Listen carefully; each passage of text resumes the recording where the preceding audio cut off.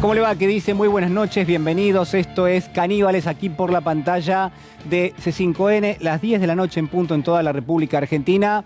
Y a esta hora lo que siempre hacemos es tratar de forjar, tratar de pegarnos a lo que son las preguntas, las claves, las más importantes, aquellas que potencialmente podrían arrojar alguna respuesta para este momento que atraviesa la República Argentina y que atravesamos todos en sociedad. Y en función de eso, lo primero que quiero proponerle esta noche, así casi le diría en una especie de giro creativo, es preguntarle si acaso el expresidente Macri no defaulteó ya una verdadera deuda para todos los argentinos. Ya sé que usted me va a decir, mire Guarino, yo sé que usted me habla de la deuda social y está claro que sí, prometió y no cumplió. Mire, peor todavía, prometió y empeoró la situación de muchísimos argentinos en los últimos años. Y me parece que sobre eso no hay duda. Es más, le diría, hay casi una especie de tabla comparativa donde uno podría ir listando un indicador tras otro, tanto relacionado con lo social como también con lo económico, y seguramente en la comparación que podría hacerse entre fines del 2015 y fines del 2019, bueno, uno tendría allí un saldo negativo en la totalidad de los indicadores. Y usted sabe que esto es fácilmente chequeable y que lo hemos hecho una y otra vez. Pero claro está, yo hablo de la cuestión financiera, que es lo que nos atañe, que ha sido lo que nos ha tenido en vela, en la incertidumbre permanente en los últimos días y sobre los cuales se ha manifestado incluso la propia oposición política, que había estado en el poder en algún momento, ¿no? Por supuesto, a ello hacemos referencia. Y en ese contexto déjeme preguntarle algo, ¿no? De vuelta, ¿acaso no habrá sido el expresidente Macri el que incurrió no en uno, sino en dos defaults consecutivos? El primero es fácil de ver. El primero forma parte del esquema inicial en el cual arrancó el gobierno del expresidente Macri. Apertura de las importaciones, desregulación de la cuenta capital. Directamente usted se acuerda lo que ha sido la secuencia de medidas que se tomaron para tratar de, yo diría, de poner en marcha el liberalismo puro, pero al mismo tiempo tratar de quedarse con amplios sectores de la economía argentina. Y en función de eso, algo que uno veía, que era que todo lo que era el desarrollo del plan económico se financiaba con deuda. Y que en función de eso, bueno, que en algún momento esos dólares tenían que volver a generarse. Si uno tomaba deuda en el exterior, y se tomaron durante los 2 primeros años de mandato del expresidente Macri alrededor de 80.000 millones de dólares de deuda, que esos inversores en su momento, que traían los dólares al país, iban a querer ver cómo era el programa económico para el repago de esa deuda. Cualquier acreedor lo sabe.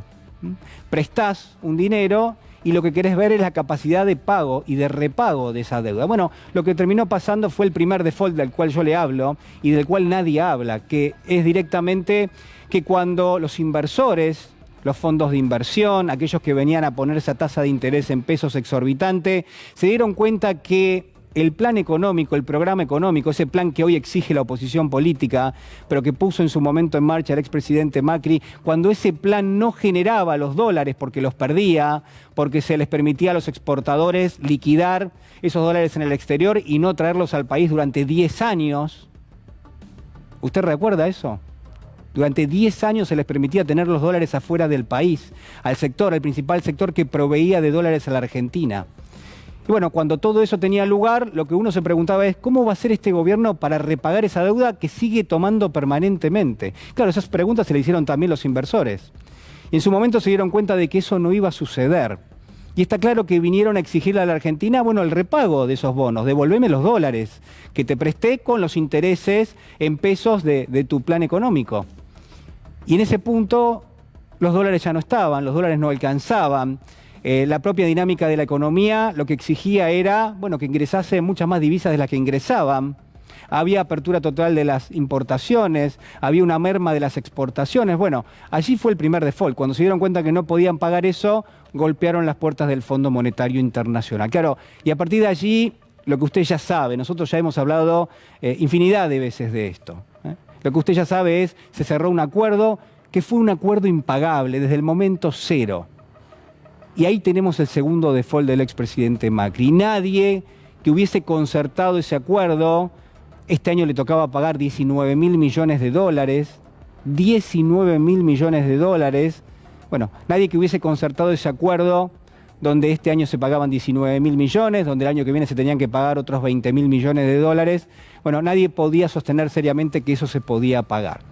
Y entonces la trampa estaba conformada. Yo no lo quiero cansar, usted ya me ha escuchado infinidad de veces hablar de lo que ha sido la responsabilidad del expresidente Macri, pero también del Fondo Monetario Internacional en esto. Y esto hay que marcarlo muy claramente. Lo que quiero hoy es proponerle que la Argentina en los últimos días zafó de la trampa. Solamente eso, no hay nada para festejar, no hay nada para aplaudir. Es más, uno quisiera que el gobierno, bueno, que no cantase victoria, ¿no?, con todo esto.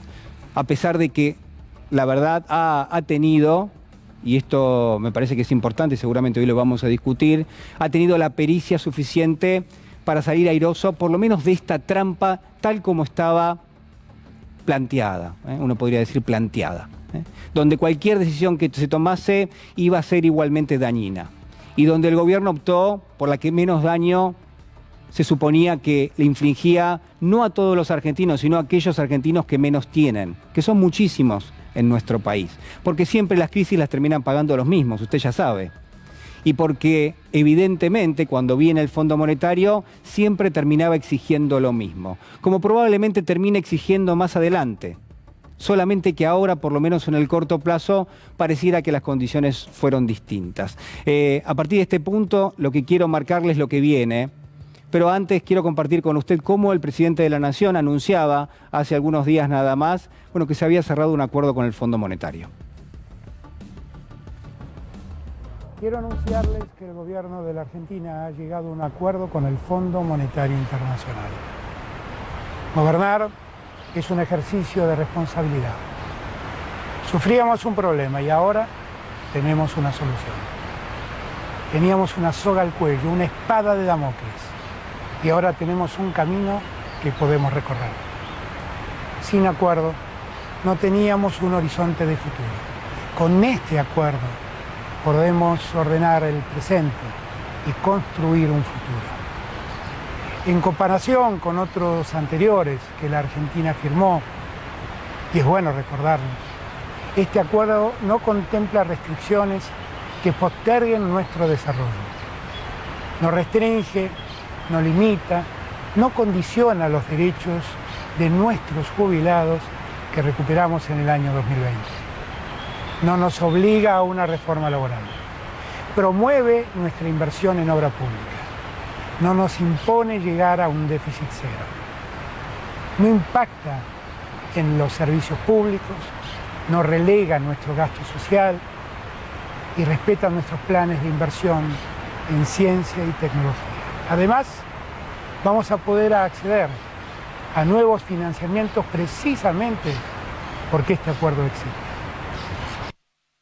Mire, la realidad es que desde todo punto de vista lo que planteó el ministro de Economía Martín Guzmán era cierto, y es cierto. Es decir, la Argentina, de haber optado por el default, entraba en un camino totalmente desconocido, y esto hay que marcarlo muy bien. Es decir, primó la responsabilidad. Pero esto no inhibe de que uno pueda avanzar en varias cuestiones. Por ejemplo, en el grado de responsabilidad del gobierno anterior. Además, en exigir que se cumpla lo que dice la Constitución Nacional. Además, bueno, en tener una nueva ley como se tiene, donde cualquier discusión en el marco de lo que es la política de endeudamiento debe ser llevada al Congreso. Usted ya sabe, va a haber que llevar este acuerdo al Congreso, un acuerdo que todavía no está cerrado. Esto también es importante que usted lo sepa. Ahora, cuando uno repasa en los últimos días, bueno, ¿qué piensan quienes forman parte del Frente de Todos? ¿Qué piensan quienes están en la vereda de enfrente, políticamente hablando del Frente de Todos? Uno encontraba una especie de vidriera, de muestrario de críticas, ¿no? Por izquierda y por derecha. Estaban esas críticas que yo, por supuesto, las traigo y bienvenidas sean para discutir, pero esas críticas que uno podría considerar que son con poco raigambre, yo le diría casi con poco apego a la realidad, ¿no? Que proponen verdaderas empresas, verdaderas batallas, donde ni siquiera se mide la correlación de fuerza y donde se omite claramente que el sistema financiero internacional, bueno, no es justo, no es equitativo, donde hay jerarquías y donde por supuesto hay países que tienen una preponderancia muchísimo más importante. Están aquellos que buscaban y siguen buscando el camino de la judicialización de la deuda. Y está muy bien que así sea, pero claramente no era una salida de corto plazo. Y todo esto hubiera generado, usted ya sabe, incertidumbre cambiaria, una corrida contra el dólar. Lo dijo el presidente en el día de ayer, y hoy es parte de las entrevistas que publican algunos matutinos, ¿no? Decía el presidente, bueno, si yo hubiera optado por el default, mañana teníamos que tener feriado cambiario, porque entonces el dólar se iba a disparar y el shock inflacionario, ¿a quién iba a afectar? Y esa es la gran pregunta que hay que hacerse también, ¿no? Hay un mundo de realidades, hay un mundo de variables que siempre hay que contemplar. Por izquierda estaba la crítica, por supuesto. Se cerró un acuerdo con el Fondo Monetario que va a ser dañino. Está clarísimo que así es. ¿O usted lo vio contento al presidente cuando lo anunció? Bueno, claramente no hay nadie que esté contento con esto. Por derecha ya sabemos cómo es, ¿no? Se le pide un plan económico que sea igual al que el Fondo Monetario ha exigido sistemáticamente en todos los países donde entró. Y quizás aquí es la variable que yo quiero marcar esta noche. Hay pequeñas diferenciaciones que son importantísimas, que son relevantes, sobre todo en el corto plazo, que es donde el propio Fondo Monetario muchas veces termina ahogando, termina asfixiando a los países. Y entonces en ese contexto esto se dio. Aparte, bueno, hay que tener en cuenta varias cosas. Por ejemplo, lo que decía el expresidente de Uruguay, José Pepe Mujica. Escúchelo. El fondo debería de cargar con la responsabilidad de haber tomado una decisión que estaba fuera del juicio económico en su momento. Pero tengo entendido que el gobierno argentino lo que pide es tiempo y no tener que hacer un sacrificio que él dice que paraliza todo intento de recuperación. Si prospera, a la larga podrá pagar, si no, va a estar como paralizado, sencillamente. Este es el dilema que existe por delante. Y no dejo de anotar secundariamente que pertenezco a las colectividades que viven en el Río de la Plata y que una Argentina postrada no le conviene a nadie. No le conviene a los vecinos, no le conviene a Brasil, no le conviene al mundo. Bueno, lo escuchó a Pepe Mujica, ¿eh? Una Argentina postrada no le conviene a nadie. Y lo que yo quería comentarle era precisamente eso. Esto también era parte de la trampa que se dejó. Esto también no era solamente el préstamo del Fondo Monetario o la total imposibilidad de pagarlo. Era también la chance, la tentación de ir directamente a un default, que tenía, mire, yo creo, un impacto muchísimo más negativo y tenía todo lo malo que puede llegar a tener incluso un acuerdo con el Fondo Monetario Internacional. Incertidumbre, tenía probablemente recesión de la Argentina, lo dejaba fuera de la Argentina de cuestiones tan centrales como puede llegar a ser, por ejemplo, la inyección de fondos que le va a terminar dando Rusia a través de inversiones, China a través de inversiones, y además es noticia de último momento que el gobierno argentino le va a pedir la ampliación de un swap de monedas, va a fortalecer las reservas del Banco Central, va a poder intervenir en el mercado de cambios de una forma, yo le diría, con mucha más contundencia. Y en ese contexto está la pregunta que todos nos hacemos, ¿no? Hay un Fondo Monetario que no impuso condiciones, las típicas que le impone a los países, pero también hay un Fondo Monetario que va a estar atento y que cada vez que uno le dé un centímetro va a querer avanzar. Ahí el gobierno va a tener que moverse con inteligencia. Está claro que la apuesta fue por el crecimiento, que la apuesta es, miren, déjenme crecer por lo menos los próximos 4 años, yo no voy a tener que hacer desembolsos, pero está claro que todavía después queda la deuda por pagar y que van a ser muchísimos años con el Fondo Monetario pegado. Ahora, cuanto más se crezca, menos gravitación va a tener ese Fondo Monetario. Si te dejan crecer en los próximos 4 años, el problema de la deuda disminuye, por lo menos en términos relativos, por lo menos de lo que significa hoy esa deuda para todos los argentinos, totalmente impagable. Y entonces uno entiende que quizás de todas las alternativas que tenía el gobierno, esta ha sido la más sensata. Pero de vuelta, no hay nada para festejar y por supuesto no hay nada para para aplaudir. Lo último que quiero marcarle es que, así como yo hablaba de las preguntas al comienzo, me parece que cambia la calidad de las preguntas. Que ya la pregunta no es, ¿vamos o no vamos a un default?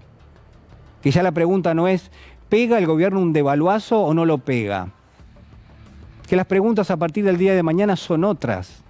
Y quizás tienen que ver con la política económica y tienen que ver con la soberanía y tendrán que ver con la capacidad del gobierno en términos políticos para llegar en el mejor estado posible a las próximas elecciones. Y todos sabemos cómo se ganan elecciones, que es tratando de darle, bueno, todos sabemos cómo es ganar elecciones para un sector de la política, que es tratar de darle mayor cantidad de derechos y garantías a los millones de argentinos que hoy por ahí no los tienen, o a los millones de argentinos que hoy no tienen suficiente para llegar al final del día.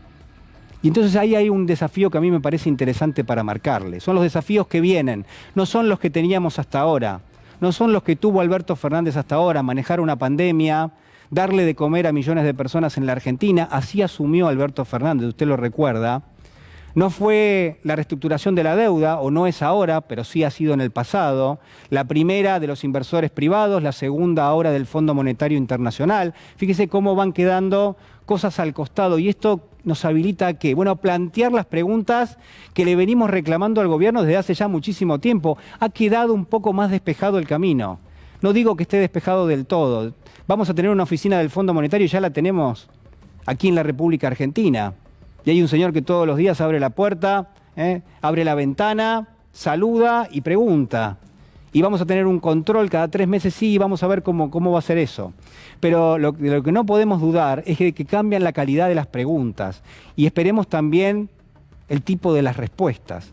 Porque déjeme preguntarle esta noche para terminar, si acaso el compromiso que se toma con el Fondo Monetario, y lo entendemos perfecto, pero que no le marca a la Argentina qué políticas tiene que aplicar, sino sencillamente le marca resultados que tiene que cumplir, y esto es importantísimo. Bueno, no abre un escenario para el gobierno donde pueda sumar recursos en lugar de hacer un ajuste. Y uno se pregunta, bueno, pero ¿cómo se suman recursos? Mire, con las cuestiones que el gobierno no ha atacado hasta ahora y que por supuesto el gobierno anterior no solamente no atacó, sino que hizo todo lo contrario. Por ejemplo, una distribución progresiva de los impuestos en la Argentina, cobrarle más a aquellos que más tienen, que es un recurso bastante sensato, por cierto, pero poco aplicado. Entonces, cobrarle más a aquellos que más tienen, pero hay muchísimas cosas. Yo había tomado algunos apuntes. Bueno, ¿qué pasa con la evasión impositiva? Los millones de argentinos que no pagan impuestos, y no estoy hablando de gente que no tiene, sino muchísimas personas que tienen un patrimonio enorme y no pagan impuestos en la Argentina. Y entonces la pregunta es, acá no hay una salida para el gobierno, no hay una salida por el lado del crecimiento, por el lado del desarrollo, por el lado de lo que es un shock redistributivo de la riqueza. Está claro que el contexto no es el mejor, pero también que el desafío ahora se redobla, que el desafío es más importante, que el desafío es el doble porque hay un Fondo Monetario que exige, pero al mismo tiempo tiene que haber un gobierno que se muestre competitivo para llegar a las próximas elecciones y sobre todas las cosas para garantizar mayor cantidad de derechos y mayor cantidad de garantías para millones de argentinos. Acompáñeme porque... sí, señor director, ¿me acompaña? Sí, me dijo que no, pero me hace como una broma en el... Me hace siempre el mismo chiste. Buenas noches, ¿cómo les va? Buenas noches. Buenas noches. A las y los caníbales. Esa. Bueno, qué discusiones. Tenemos muchísimo material, muchísima información para compartir. Edgardo, ¿cómo andas? ¿Bien? Muy bien. Llegaste al final. Estaba bien, Edgardo. a pesar Edgardo de me todo, llega. Edgardo y Liliana les contamos algo a quienes nos están viendo. Me llegan tarde, o sea, no me llegan tarde, me llegan al límite. Media digamos. falta tenés que poner. No, pero yo. No, pero empieza el programa y estamos sentados, Edgardo. Bueno, cada uno como El tema es que quiera. estamos- Casi me muero, tuve un accidente violento. Tenés hecho el rojo, me dicen, el pelito, sí. Ay, sí, Bien. una mechita roja. Te queda Está muy bien. El presidente Sí, que divino. tenía la Está bien. filmación tenía el cosito blanco, viste que lo filmaron. ¿Qué cosito blanco? ¿Y no viste el bigote que sale el bigote? Bueno.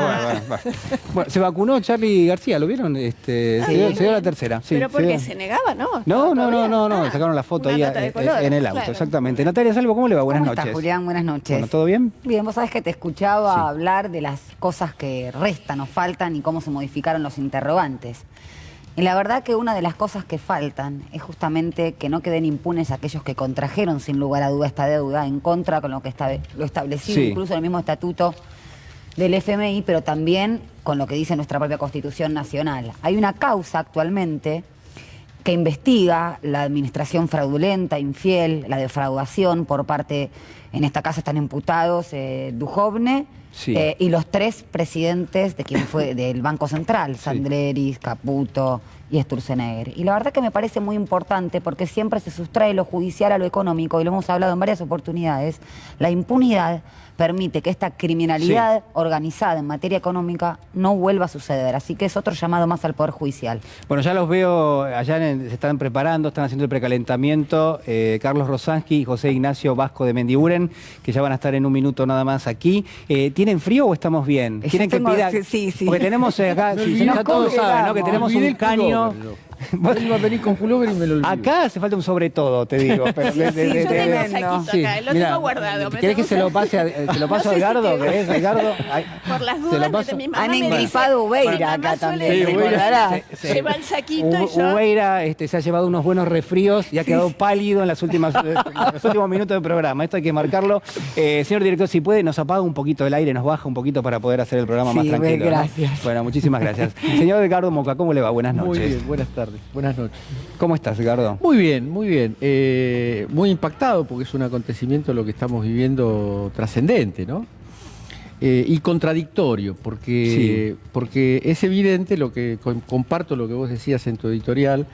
No se sale con solamente gestos de voluntad, sino que se salen con gestos de responsabilidad, de asumir una realidad, y creo que el gobierno lo manejó dentro de la terrible situación que dejó como herencia al macrismo con inteligencia. Ahora hay que remar en un mar de dulce de leche, no hay que tampoco creer que esto es una especie de apertura fácil para un proyecto de desarrollo. Esto es duro, pero creo que hay condiciones para llevarlo con éxito. Al gobierno le pasó parecido a lo de las PASO, ¿no? Que la expectativa era tan tenebrosa, tan oscura en algún punto, que cuando el resultado no lo fue tanto, bueno, parecía que había también cierto alivio. Y me parece que tiene que ver con, una cosa era lo desconocido, declarar un default, y empezar a ver mucho de lo que ya sabíamos, que es que ni siquiera China, Rusia, que forman parte del Fondo Monetario, y con inversiones comprometidas, la Corporación Andina de Fomento, que en el mismo día anunció, el Banco de Inversiones de Europa, que en el mismo día que se firmó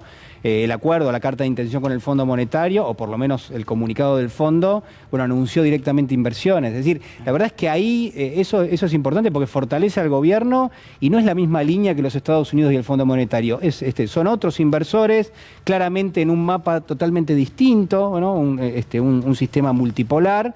Y bueno, ahí me parece que hay un acierto. Liliana Gendel, buenas noches. Muy buenas noches, ¿cómo le va? ¿Cómo Lo estás? veo de muy buen humor hoy, ¿eh? Muy bien. Bueno, sí, comí livianito, tomé mate, cafecito, estuve con el diario, con Ámbito durante todo el día, estuvimos trabajando. Después les voy a contar algunas noticias que realmente van a generar impacto en el día de mañana y que ya estamos adelantando. Pero bueno. tenemos muchas cosas para hablar, ¿no? Tenemos mucho para hablar. Retomo algo que decía acá Natalia. Ustedes saben, el viernes hubo, además lo veíamos Sí. al Pepe, República Oriental del Uruguay, una movida muy importante de las hermanas uruguayas al grito de que arda, basta de esta cultura de la violación.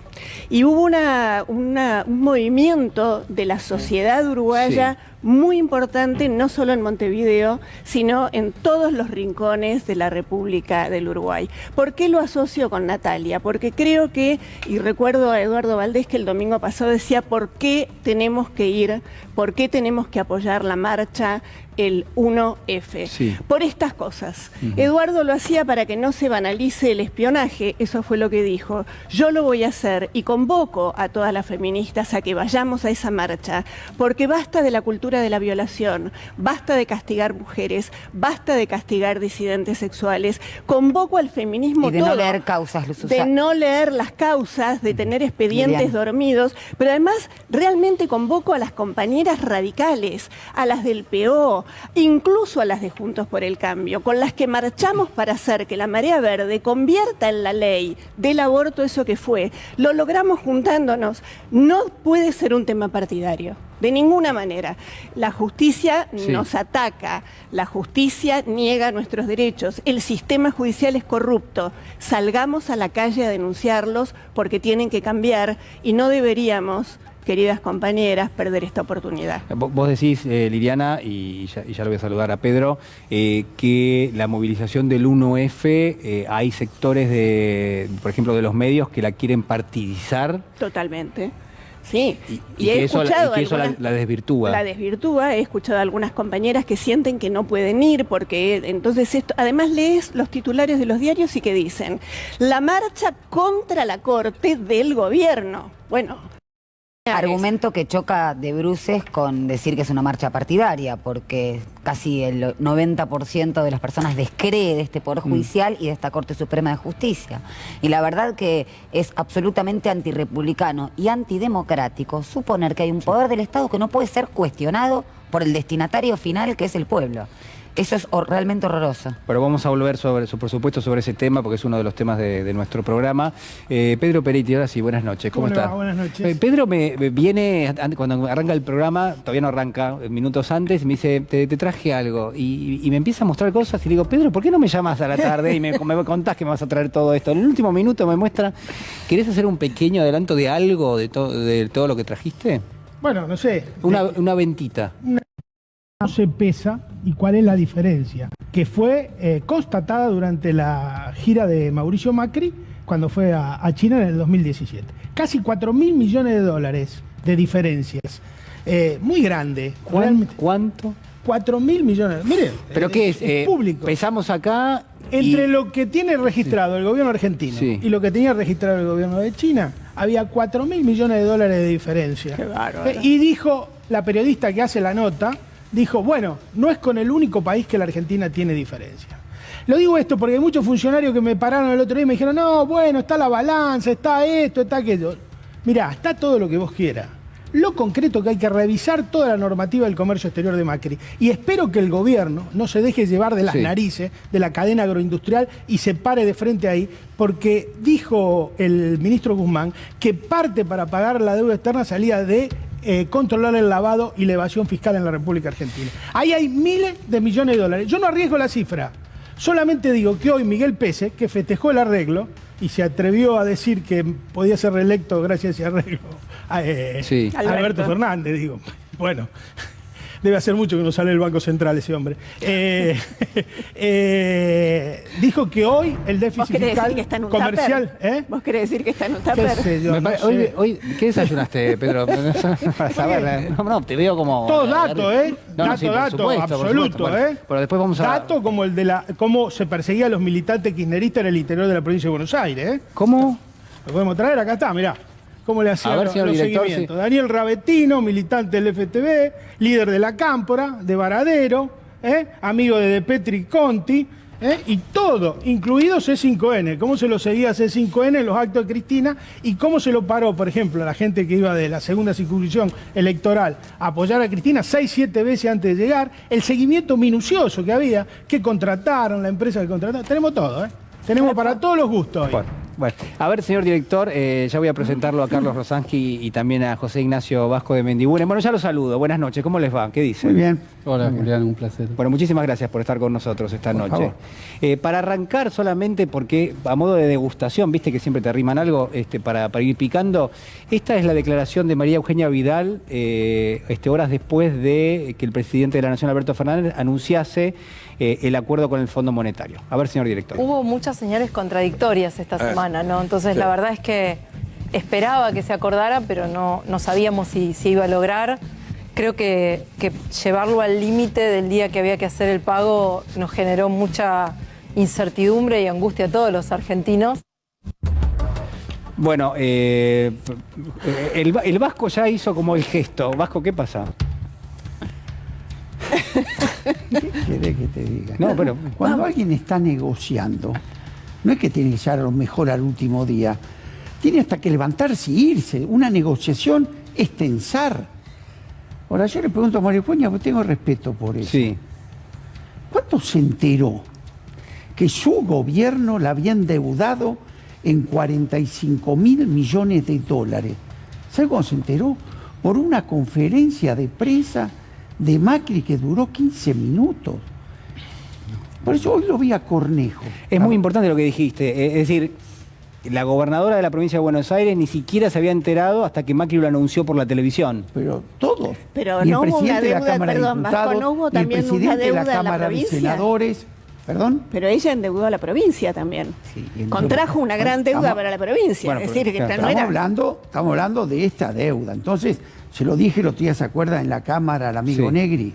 Digo, ¿te acuerdas? Acá lo dije. Mario, ahora decís que no te informaron la letra chica. A vos antes, ¿no? Cuando la contrajiste, no te informaron ni la letra chica, ni la grande, y te quedaste afuera. Se lo dijiste en cámara, me acuerdo. Acá se lo Sí, dije. sí. Lo escucho ayer, la verdad, ¿no? A Cornejo. ¿Querés hablarle a Cornejo? Háblale. Está bien, Cornejo. Cornejo. Fuiste presidente del partido hace poco, gobernador. Y ahora decís que lo vas a aprobar al acuerdo si Cristina lo aprueba. Pero no tenés criterio propio para vos tomar partido ante un acuerdo concreto. Que tenés que esperar que otra persona lo apruebe para ver si vos lo aprobás. Es demasiado, ¿no?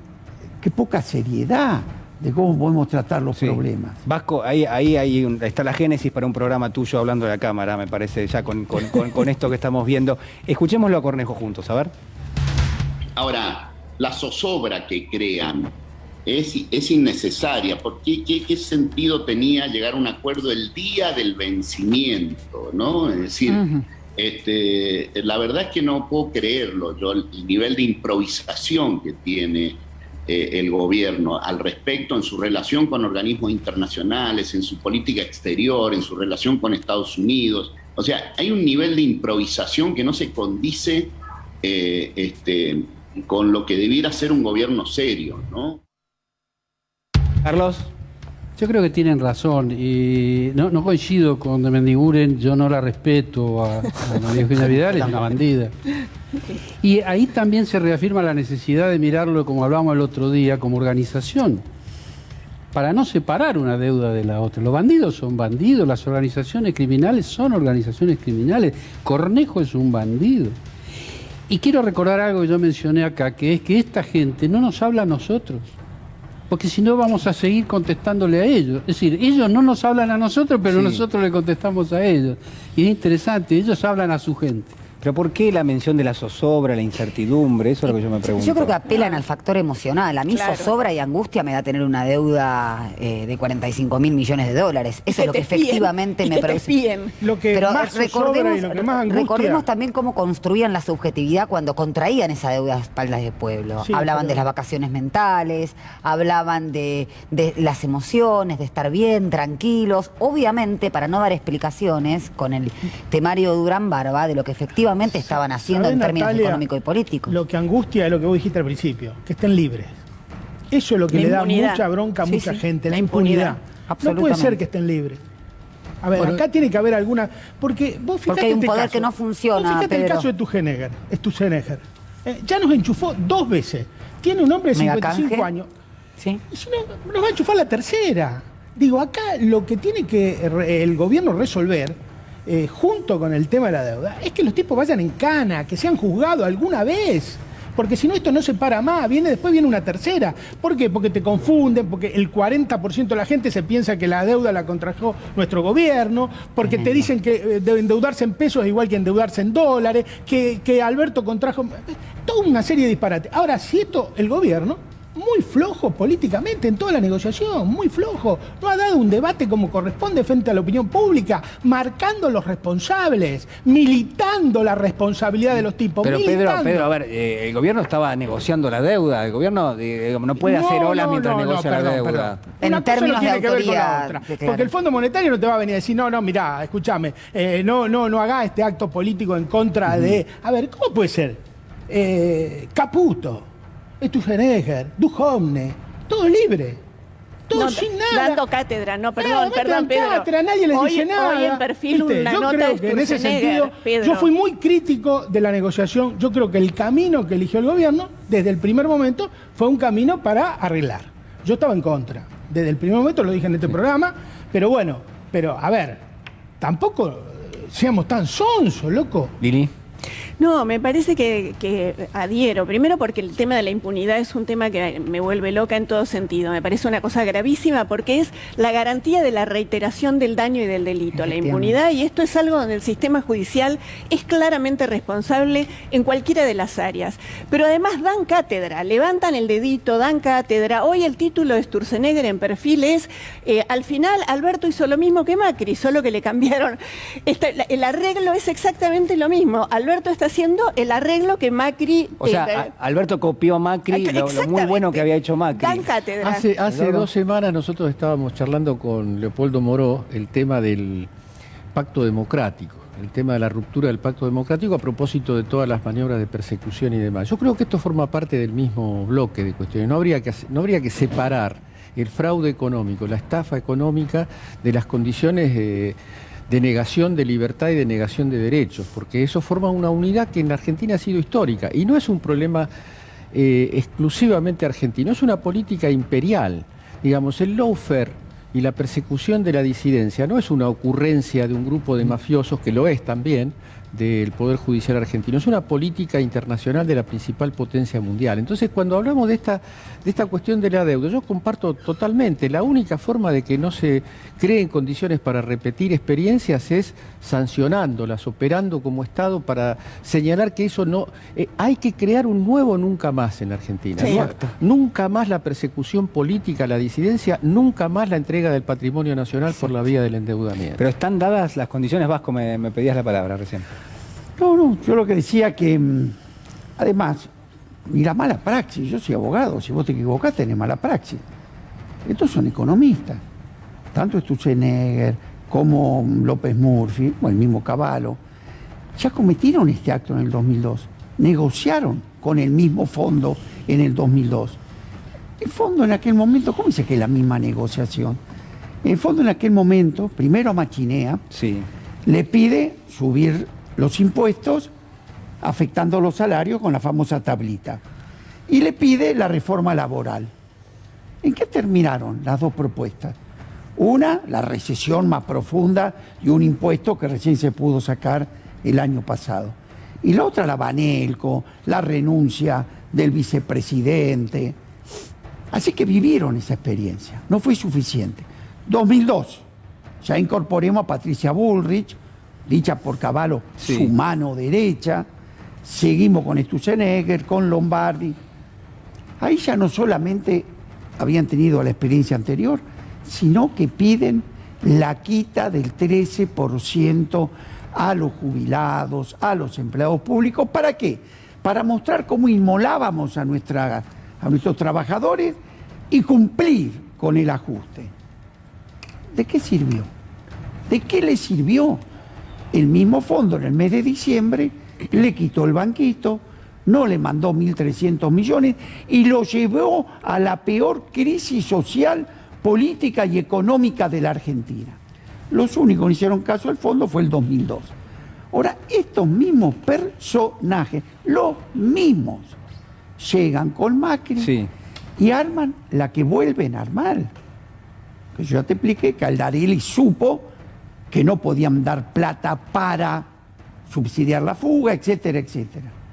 Nos dejaron en este problema.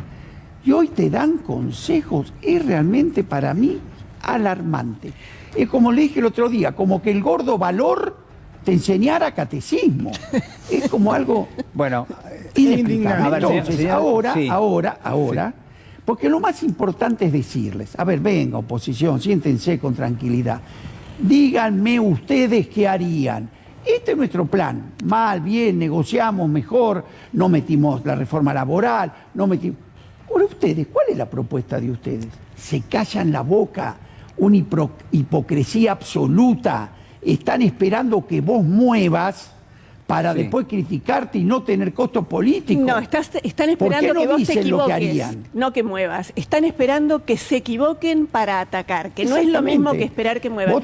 Es una oposición de un altísimo nivel de irresponsabilidad. Recuerdo que es la misma oposición que se negó a aprobar el presupuesto, lo cual implica detener el funcionamiento de un país. Es la oposición que le escuchábamos a Vidal, y coincido con mi amigo Carlos, yo no la respeto para nada a Vidal, diciéndome sorprendí de esto de la deuda.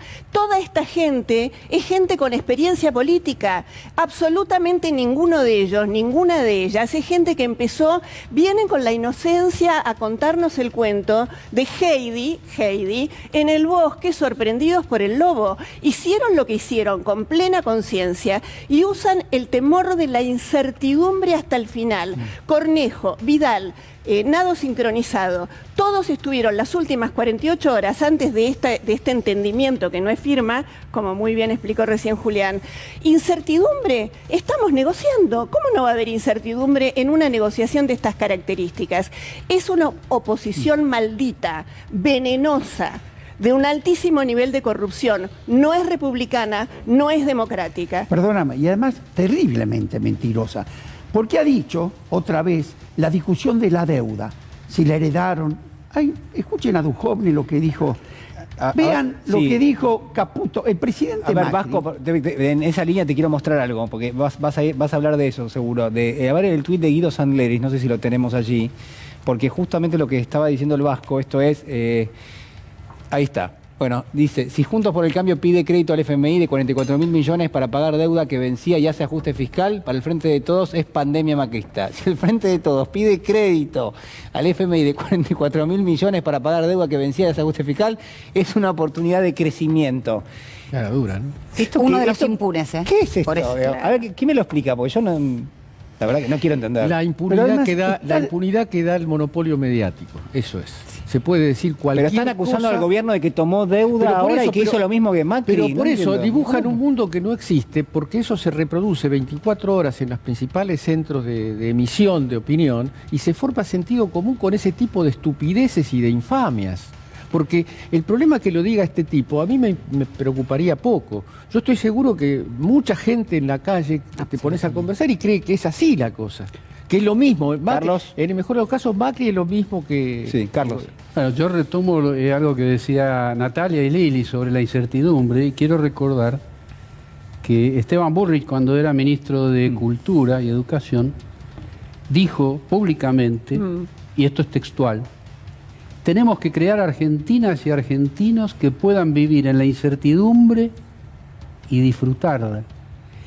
Yo publiqué en ese momento algunos tweets porque me pareció de un nivel de perversión muy serio y aclaro que ojalá el hombre esté cada vez mejor de su enfermedad, no tiene nada que ver con lo que estamos hablando, porque estamos hablando de perversión, que es otra cosa. Y esa incertidumbre se contradice con lo que ahora ellos mismos están diciendo, lo que hace el Frente de Todos nos genera incertidumbre. Pero no es una contradicción casual, tiene que ver con lo que yo decía antes. Nosotros le queremos encontrar lógica a un discurso que no la tiene, que no está dicho para nosotros, y en ese sentido, y yendo al tema de la deuda, que es absolutamente grave, quiero recordar algo, después lo podemos ampliar, algo que dijo hace pocos días Eduardo Barcesat, constitucionalista que sabe, si los hay, y que recordó a su vez a Jorge Cholvis, que también es un hombre que sabe muchísimo de esto, y ellos calificaron la deuda con muchísimo fundamento jurídico como nula. Y si la deuda es nula, explicaron, no da en un programa de televisión, pero explicaron por qué el acuerdo también es nulo. Y esto es un tema que en algún momento vamos a tener que conversar. Ahora es importante lo que decía el Vasco recién. Yo creo que la estrategia de la oposición es oponerse a todo, a lo que está bien y a lo que está mal. Por eso están siempre esperando que vos muevas, para ellos salen automáticamente, se posicionan a partir de lo que hace el gobierno, porque su estrategia es tratar de obstaculizar lo mayor posible la gestión del gobierno hasta el 2023. Y esa es la clave que nosotros tenemos que desatar, porque me parece muy importante dar un debate frente a la sociedad explicando absolutamente con mucha claridad cómo son los problemas que tenemos que enfrentar y cuál es el origen. No los hemos hecho hasta ahora. Sí, pero esta fue la estrategia. Yo no opino, porque yo entiendo que una oposición hace falta. Porque la oposición es la que dice, hay una deuda con el fondo, vence así, yo haría esto. ¿Lo escucharon decir algo? Cuando venía la pandemia, uno marchaba con el flota y el jefe de gobierno llamaba a quedarte en casa.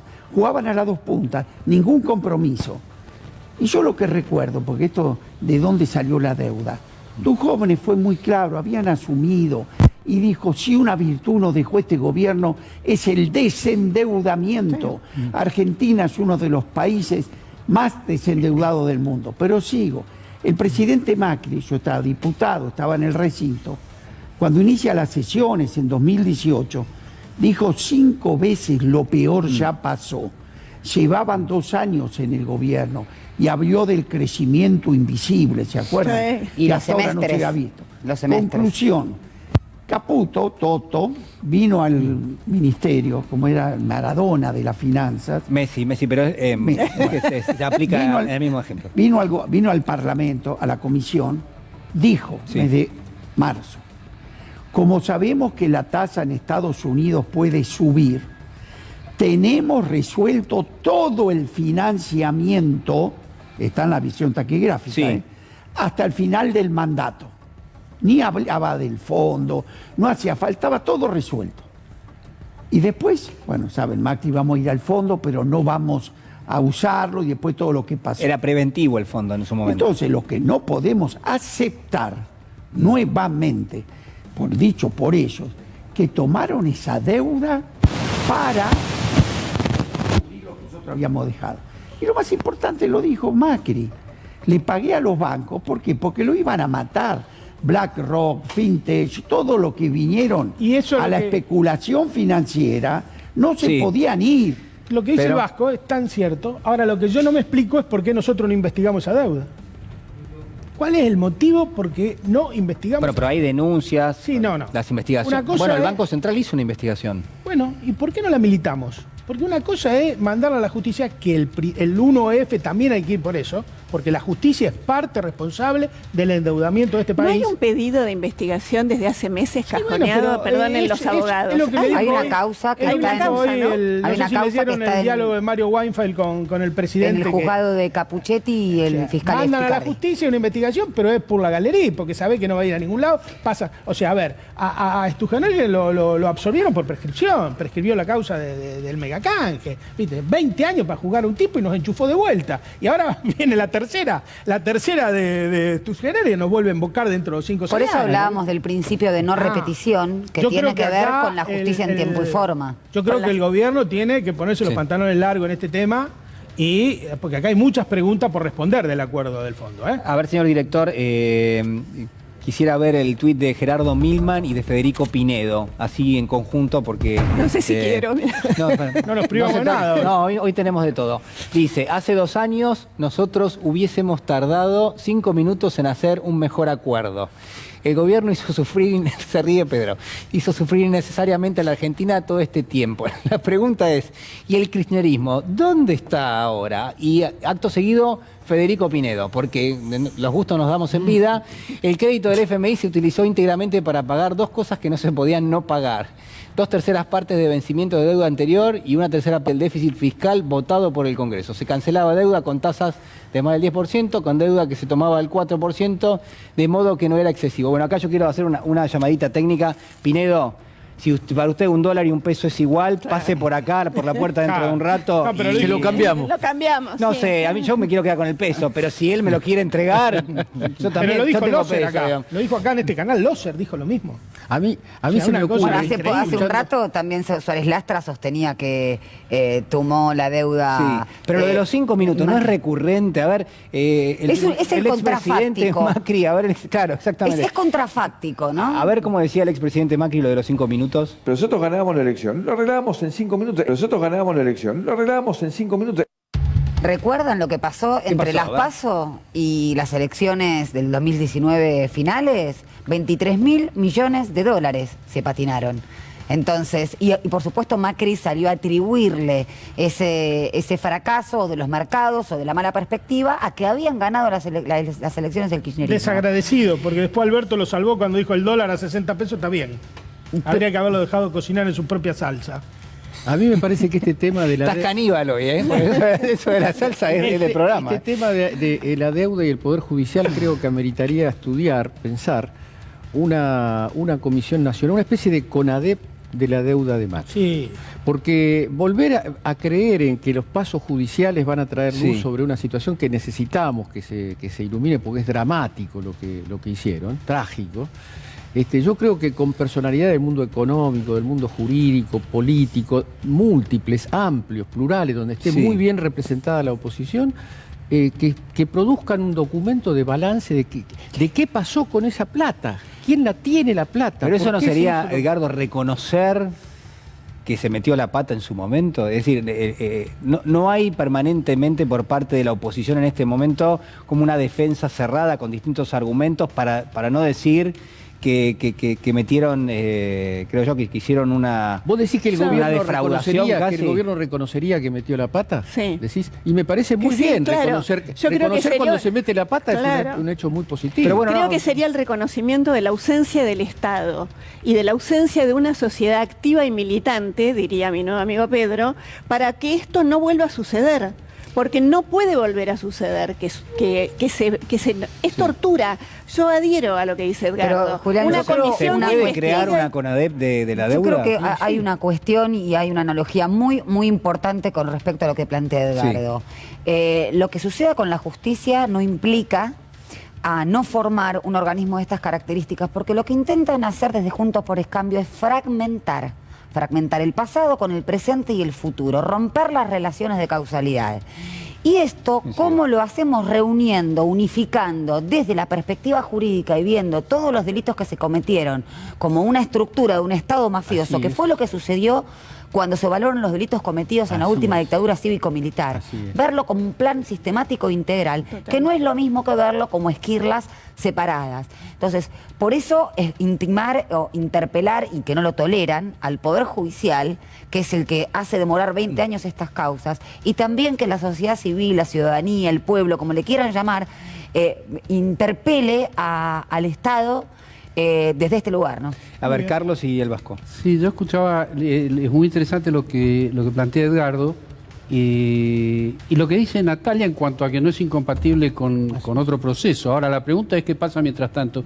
Y yo quiero recordarles algo. El jefe de los fiscales de la Ciudad de Buenos Aires se llama Juan Bautista Maíquez, delincuente. El jefe de los fiscales de la provincia de Buenos Aires se llama Julio Contegrán, delincuente. No me quedó claro la opinión que tiene de... No, bueno, es el segundo apellido, ¿no? Perdón, pero además es un solo grupo, digamos. Claro. No hace subgrupos. Y el jefe de los fiscales del país... Nos reímos, pero es para llorar, ¿no? Quiero aclarar con Nacional Bonaerense con la disculpa y del Cava. caso. Exacto. Y el del país se llama Eduardo Casal, delincuente. Entonces, si quienes gobiernan los principales distritos desde el punto de vista fiscal, incluido Stornelli en su despacho, nosotros hacemos esa propuesta de Edgardo, que creo que hay que estudiarla muy en serio, pero creo que hay que acompañarla por un contexto adecuado, porque si no sería una burla. Yo cuando venía para acá escuchaba, acá en este canal, que López Murphy estaba contento con el acuerdo. Y la verdad empecé a manejar mal en ese momento, porque yo pensaba que un individuo como López Murphy, está contento con el acuerdo, estamos en problema. Y me acordaba de Agatha Christie, ¿se acuerdan? Las novelas Lily. Yo te iba a decir que te hubieses puesto un audiolibro o algo más tranquilo, digamos, ¿no? Claro, pero me acordé de los libros de Agatha Christie, donde analizaban en los ingleses, en la serie de investigación, quién se beneficiaba con los crímenes. Entonces, acá, si un tipo como López Murphy está contento, yo me empezaría a preocupar, seriamente lo digo. Yo cuando hablan de un sistema que arrancó, lo digo con toda autoridad porque lo advertí desde el 2016.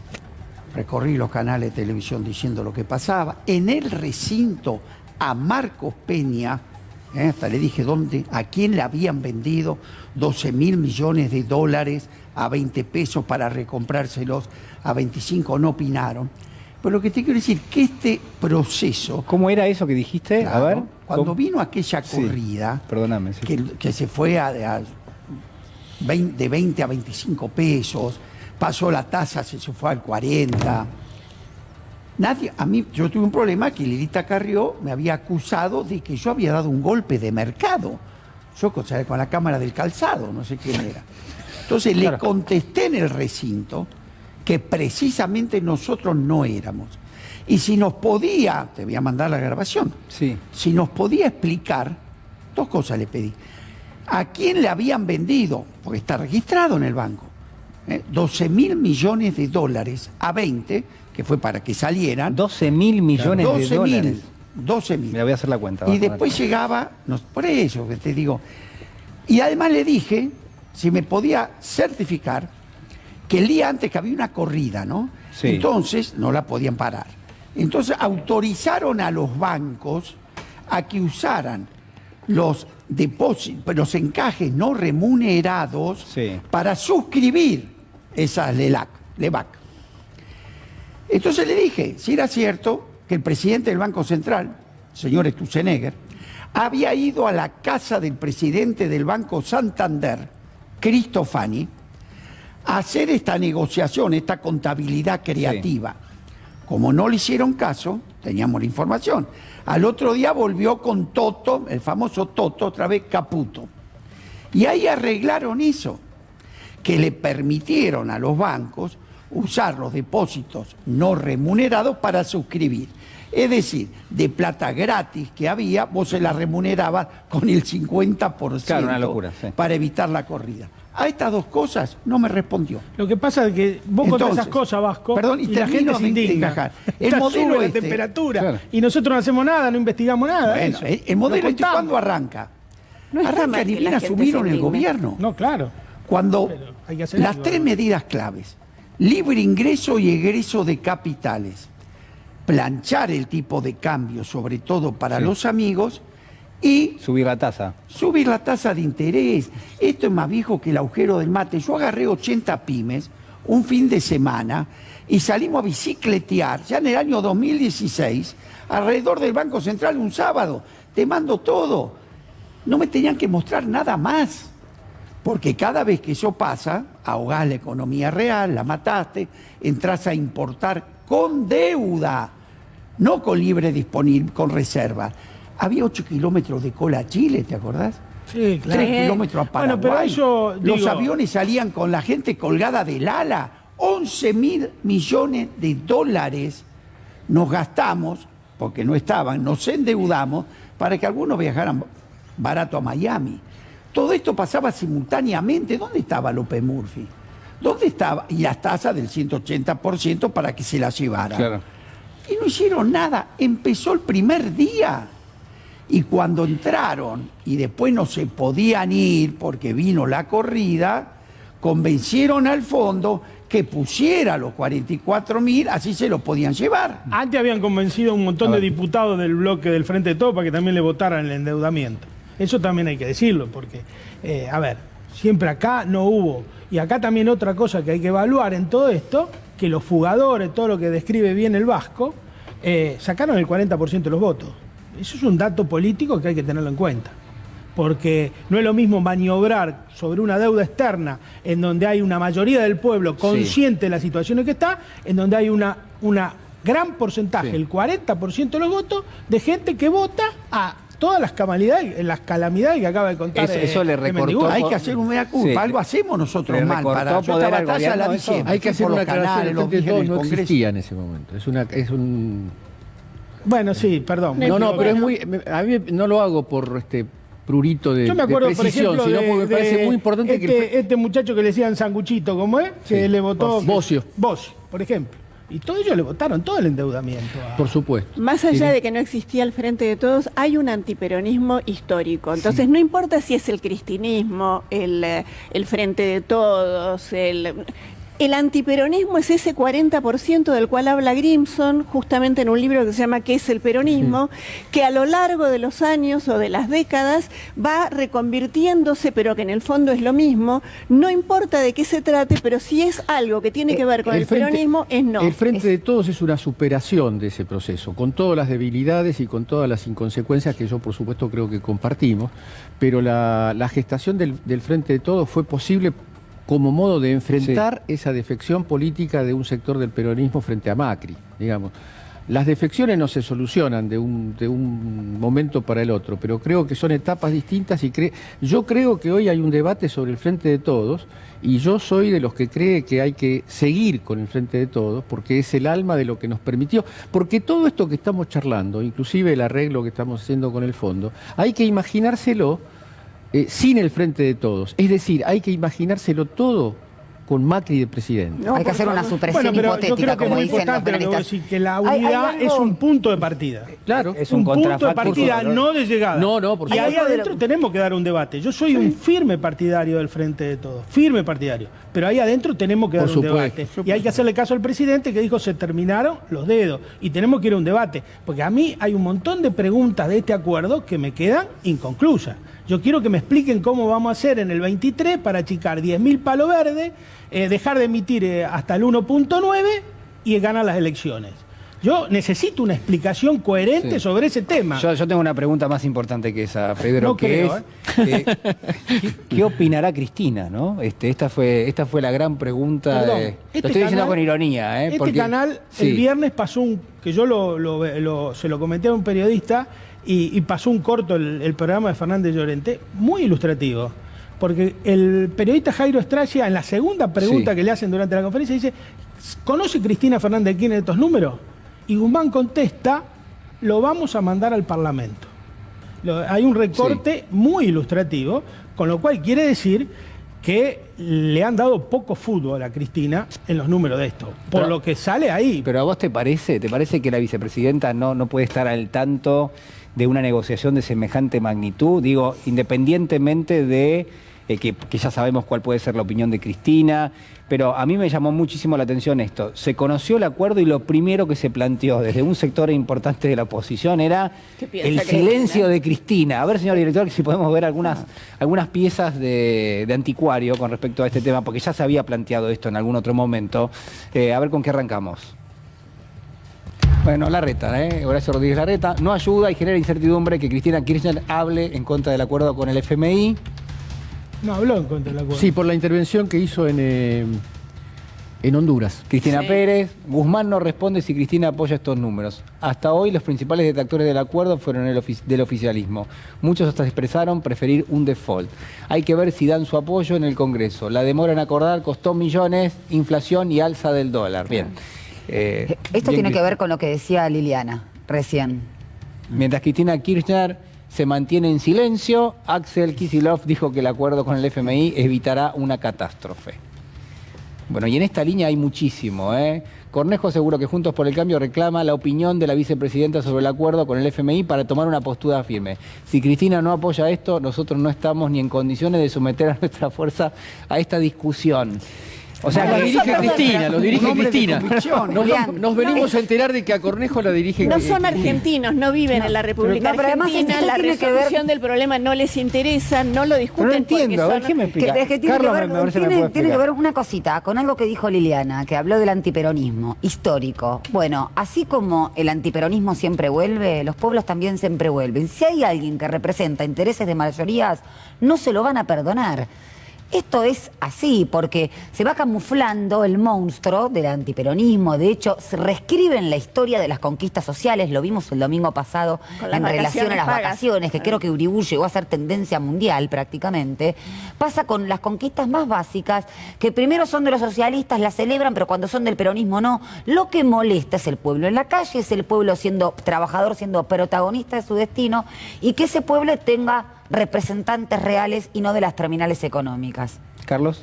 Muy bien. Sí, el concepto de catástrofe que se hablaba, que a mí me hace acordar mucho a la extorsión y que está presente en todo lo que estamos conversando. Extorsión de parte de la oposición, pero un discurso extorsivo del propio Fondo Monetario y un discurso que el propio gobierno toma, que es o esto o el caos, o esto y la catástrofe, cuando en realidad puede no ser así. Recién Edgardo hablaba del Frente de Todos, yo coincido con lo que él dice, apoyo de la misma manera, pero no tengo mucho problema en ciertos cambios que se puedan ir produciendo con la dinámica política. De hecho, a la derecha le fue muy bien, compró Cambiemos Juntos, Junto por el Cambio, sin Juntos con Juntos. O sea, no pasa por un nombre. No, está claro. Pasa claramente por la idea que vos decías, Edgardo, creo que es de unidad en ese sentido. Y algo sobre lo que mencionaba Pedro, que ya me lo olvidé. Pero a ver, yo te quiero preguntar esto. Ahora ya te vas a acordar. Yo trato de acordarme. Sigamos trabajando y seguro te lo vas a acordar. Con el frío es difícil mantenerla. Cuando bajen el aire y nos traigan el agua, te vas a acordar. Necesitamos, mandemos el mensaje, aprovechemos que en el control nos están mirando. Necesitamos que bajen el aire acondicionado. Que nos traigan agua. Es un ruego. Edgardo se mueve de la silla para Yo ya me lo calentar. puse el saquito, ya dejó de estar acá abajo. Necesitamos agua, porque cada tanto necesitamos... Y me acordé, Julián, de lo que dijo Pedro. ¿Viste? Ayudamos. Todo eso fue para ayudarte. Gracias. No, que Pedro se preguntaba por ese porcentaje, ¿no? Del 40, el 30 y pico o más, que puede llegar a votar a esa gente. Y yo recordaba cuando el Sturzenegger, que ustedes lo mencionaron, un imbécil importantísimo. Sí, porque ese es delincuente y además imbécil, que hace más peligroso al delincuente. Sturzenegger, en inglés, en una conferencia, ustedes recuerdan, cuando explicó detalladamente por qué él en la campaña no iba a hablar de nada. Y explicó que eso se lo dijo un coacher muy conocido internacionalmente, Jaime Durán Barba. Lo da con nombre y apellido. Y que cuando le dijo a él que no hable de nada, él le preguntó, ¿cómo no voy a hablar si me preparé 30 años para hablar? Y él le dijo, no, porque si hablas de inflación vas a tener que explicar el ajuste, y si hablas del ajuste, etcétera, etcétera, etcétera. Vos hablás de otra cosa, hablás de tus hijos, pero no hables de lo que vas a hacer. Después cuando sos gobierno, hacés lo que quieras. Esto es muy fuerte como concepto. Pero a ver, con algo que decías recién, ¿no está la intención de la oposición política de encuadrar a Cristina Fernández de Kirchner con el tema Fondo Monetario y deuda y de alguna manera grabar el momento en el que Cristina diga estoy de acuerdo con esto que se acaba de cerrar con el Fondo Monetario? Y el gobierno obviamente no quiere porque no está claro que tenga que ser así, que alguien tenga que decir, bueno, estoy de acuerdo en lo que cerramos. Yo creo que hay una gran presión para que Alberto se pelee con Cristina. Bueno, hace rato. Eso creo que es la principal, cuando vos ves los diarios de hoy, por ejemplo, lo del domingo pasado. Está todo enfocado a que se rompa y quitarle valor a lo que explicaba Edgardo del valor que tiene la unidad del Frente de Todos. Por eso es tan importante que dentro del Frente de Todos se institucionalice, como tantas veces lo pedía el Gato Silvestre, que se institucionalice, que funcione y que ahí adentro haya debate y que se puedan expresar las distintas corrientes ahí adentro. Los que pensamos que habría que haber ido a los tribunales de La Haya con el tema de la deuda. Que haya desacuerdo, que haya un debate ahí y que pase como pasó en Chile, en donde Boric fue con el intendente del Partido Comunista, el palestino no me acuerdo cómo es el nombre, uno sacó el 60, el otro sacó el 40 y juntos fueron y le ganaron a la derecha. Yo creo que tenemos que ir a un esquema político de esa naturaleza en donde los sectores que por ahí no pensamos igual en un montón de cosas y que nos identificamos más con otras posiciones que tienen que ver con la de Cristina Kirchner, por ejemplo, tengamos posibilidad de expresarnos, porque no puede ser, a ver, todos los días le pegan un toquecito, un día te nombran a la Bello, ¿viste?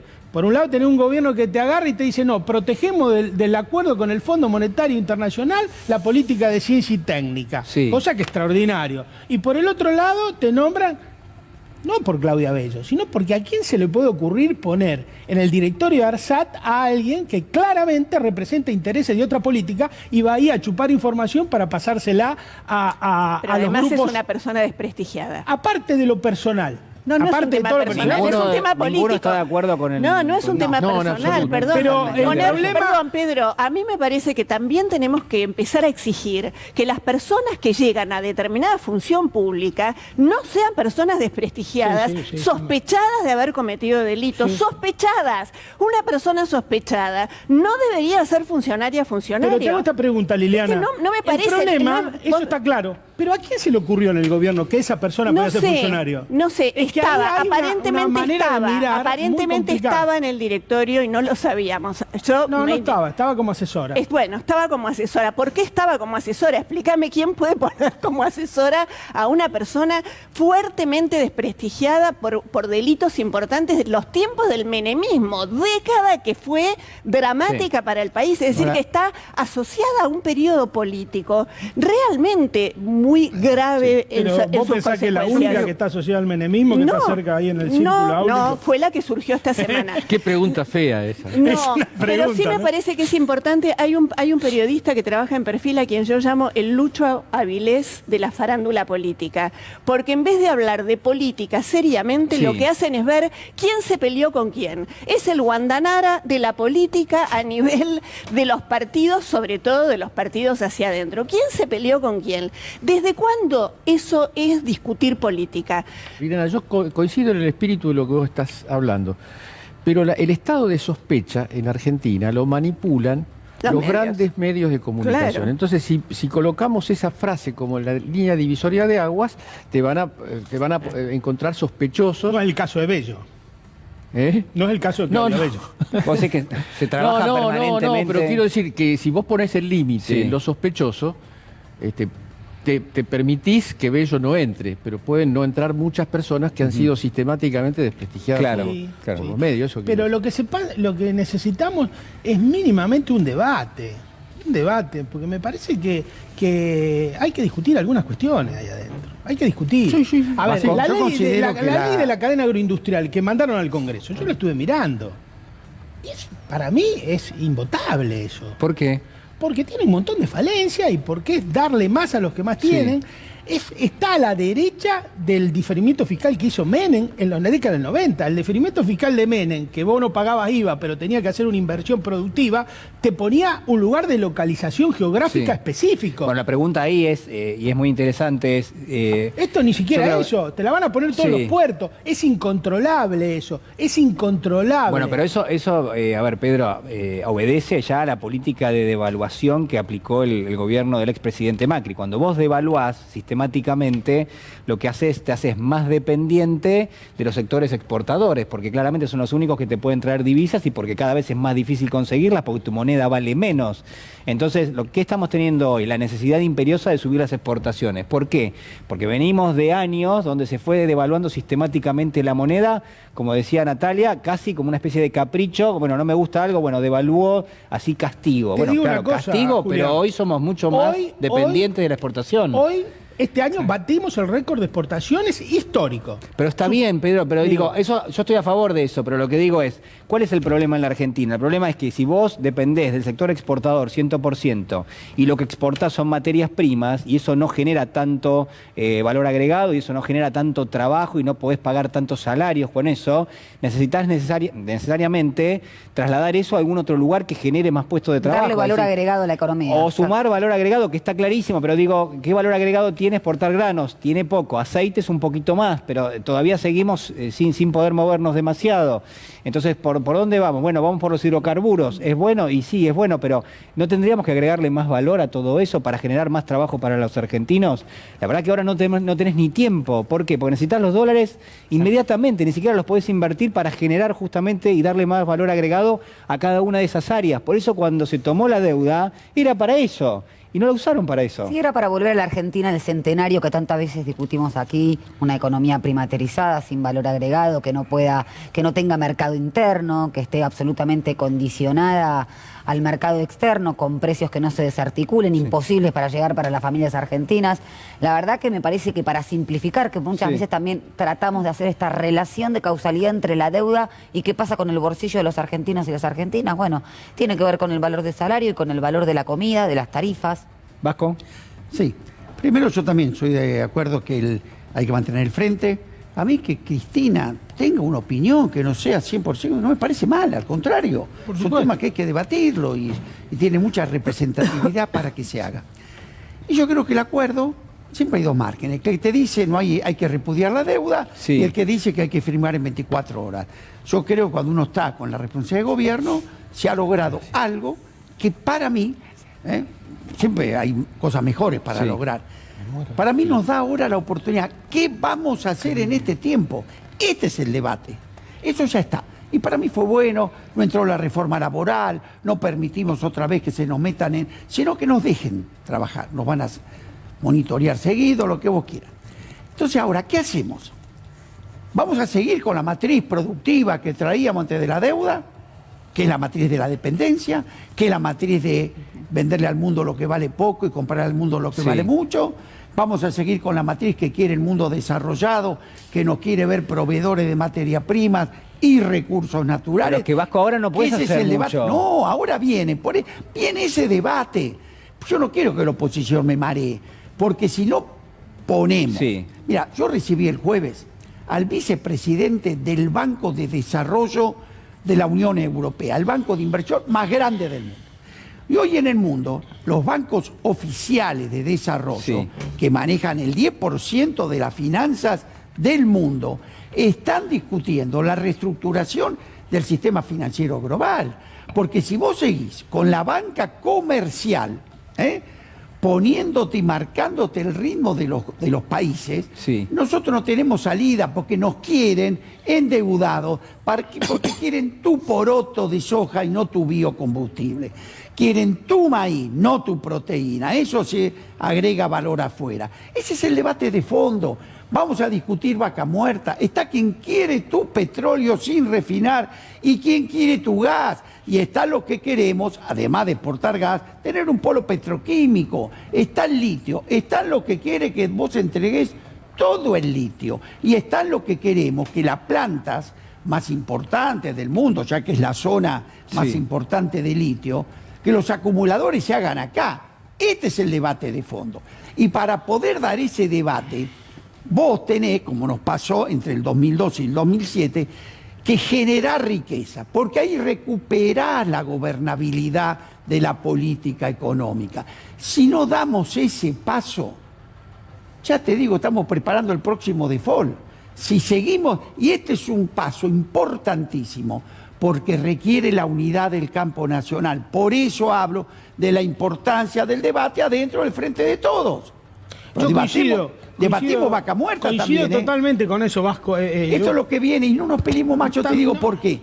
El problema es porque no va a haber tiempo, ¿eh? No hay el problema tiempo, ¿no? es cómo No, haces sí, eso sí, que sí, vos hay decís. tiempo, ¿sabes? Perdóname que te agregue algo más. Ahora hay un poquito de tiempo. No tan poquito. Yo hablé con bueno, da por otro programa lo que ¿Con hablé quién con hablaste, Vasco?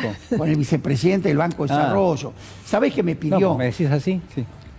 Conectame Sí. con los emprendedores argentinos, a los que le dimos el crédito. Le llevé 4. Sí. El tipo lo vivo, los interrogó, los vio. Cuando se fue, ¿sabés qué me dijo? No vi tipos más capaces y supervivientes del mundo que estos emprendedores argentinos. Es un activo tremendo nuestro. Y No te voy a diga emprendedores que queda feo. ¿Por qué? Emprendedores. Porque no bueno, es gente. Macri, el Macri. Pero no le entregues la palabra. Nos robaron No hay que entregarle ni la palabra ni el Recuperala. amarillo. Yo te aseguro Pymes es una que palabra si hermosa. nosotros sostenemos este nivel de crecimiento, vos te vas a sorprender del desatesoramiento de los argentinos que va a aparecer. En el año 2002, que ningún economista ve esto, esos emprendedores, entre marzo y fin de abril, desatesoraron 15.000 millones de dólares. ¿Escuchás? 15.000. Porque Argentina es un país atípico. Perdón, Vasco, ¿qué quiere Tenemos decir la- acá en desatesorar? Argentina Lo sacaron de los Salvador. colchones. ¿Qué quiere decir desatesorar? Disculpen mi Argentina ignorancia. tiene un PBI afuera. Yo sé que esto suena muy antipático y si es bueno o es malo que se la llevó. Yo sé que está. De tipos que todavía duermen acá, Sí. mandan los chicos al colegio acá y que cuando ven que hay negocio y su pyme produce, no la cierra. Si no la tiene, porque tiene un canutito, se lo va a pedir al hermano, al primo. Pero esos Argentina- 15.000 millones de dólares, ¿de dónde salieron? ¿Entraron a la Argentina de vuelta? Sí, señor. Bueno, fue el ciclo productivo. Se incorporó desde el blanco, desde el negro, del gris. Mira, yo tuve un ejemplo claro. Yo era ministro y Agricultura dependía de mí. Me viene Bernardo Cané y me dice, Vasco, nos levantaron la restricción de la aftosa. Teníamos la aftosa, era así. Sí. Quiere decir que nos quedó la cuota Hilton toda para distribuir, porque no se había usado. Viste, la cuota Hilton, se matan por tenerla. Nos juntamos con Dualde. Vasco, la cuota Hilton es la exportación de carne a Europa. Claro, la más La cara. más cara. Vos Son los exportás a cortes más $20.000 caros. la tonelada. Top. Y hay 30.000 toneladas. Nunca alcanza para lo que quieren. Teníamos los frigoríficos cerrados. Dije, ¿cómo hacer con esto? Yo tenía una tela enorme, pasé un pañuelo, sobraba cuota. ¿Qué dijimos? Vamos a distribuir la cuota. En 60 días, el sector tomó 2.000 personas. Los frigoríficos arrancaron de nuevo y se cumplió la cuota. Entonces yo le pregunté a Reme, que era ministro de Economía, decime, fíjate si alguno de estos pidió un crédito. Ni uno. Hubo negocios y en la Argentina la plata salió de abajo de las baldosas. Esto puede sonar antipático, pero es una realidad que no la tienen otros países. Entonces, si nosotros, por eso yo creo que podemos dar un salto importante, si ahora dejamos nosotros, por ejemplo, yo hablo del frente nuestro, de pelearnos y apostamos con debates, porque hace falta el debate, porque el que la pone también quiere saber que hay una mayoría atrás de eso. Es verdad que en el 2002 el radicalismo y el peronismo habían decidido salir juntos de la crisis, no era un tema menor. Por eso es un dato de la Argentina. Primero, el emprendedor argentino la pone, el europeo no. Es más concentrado, si él tiene una farmacia... Yo tengo mi duda de eso. Yo te digo, mira, yo sé dónde lo veo. El tipo empieza a ganar unos mangos, ponen parripollo, cancha de pádel, ¿viste? En 2 minutos, vos tenés un amigo tuyo, que es escribano, yo te lo garantizo, los conozco, son todos colegas míos. Y ven que el hermano está ganando plata con los chanchos, que está... Ah, enseguida empieza, no puedo poner unos mangos, no puedo... El argentino no se queda quieto. Es así. Y ese es un activo de los argentinos, las ganas de meterse, el capital que existe. Y además la Argentina genera plata, es decir, no como se generó ese PBI. Después se nos fugó, tenemos que ver. Las empresas recuperadas son un ícono de la Argentina también. Las empresas recuperadas de esa misma época, que hubo muchísimas y que hicieron un trabajo extraordinario. Ahora, a mí me parece que hay 2 cuestiones. Una, lo que ustedes están planteando hacia afuera, y otra que es cómo le explicamos a la ciudadanía que lo que se hace por esto. Porque si no, me parece que todo el tiempo estamos hablando en abstracto.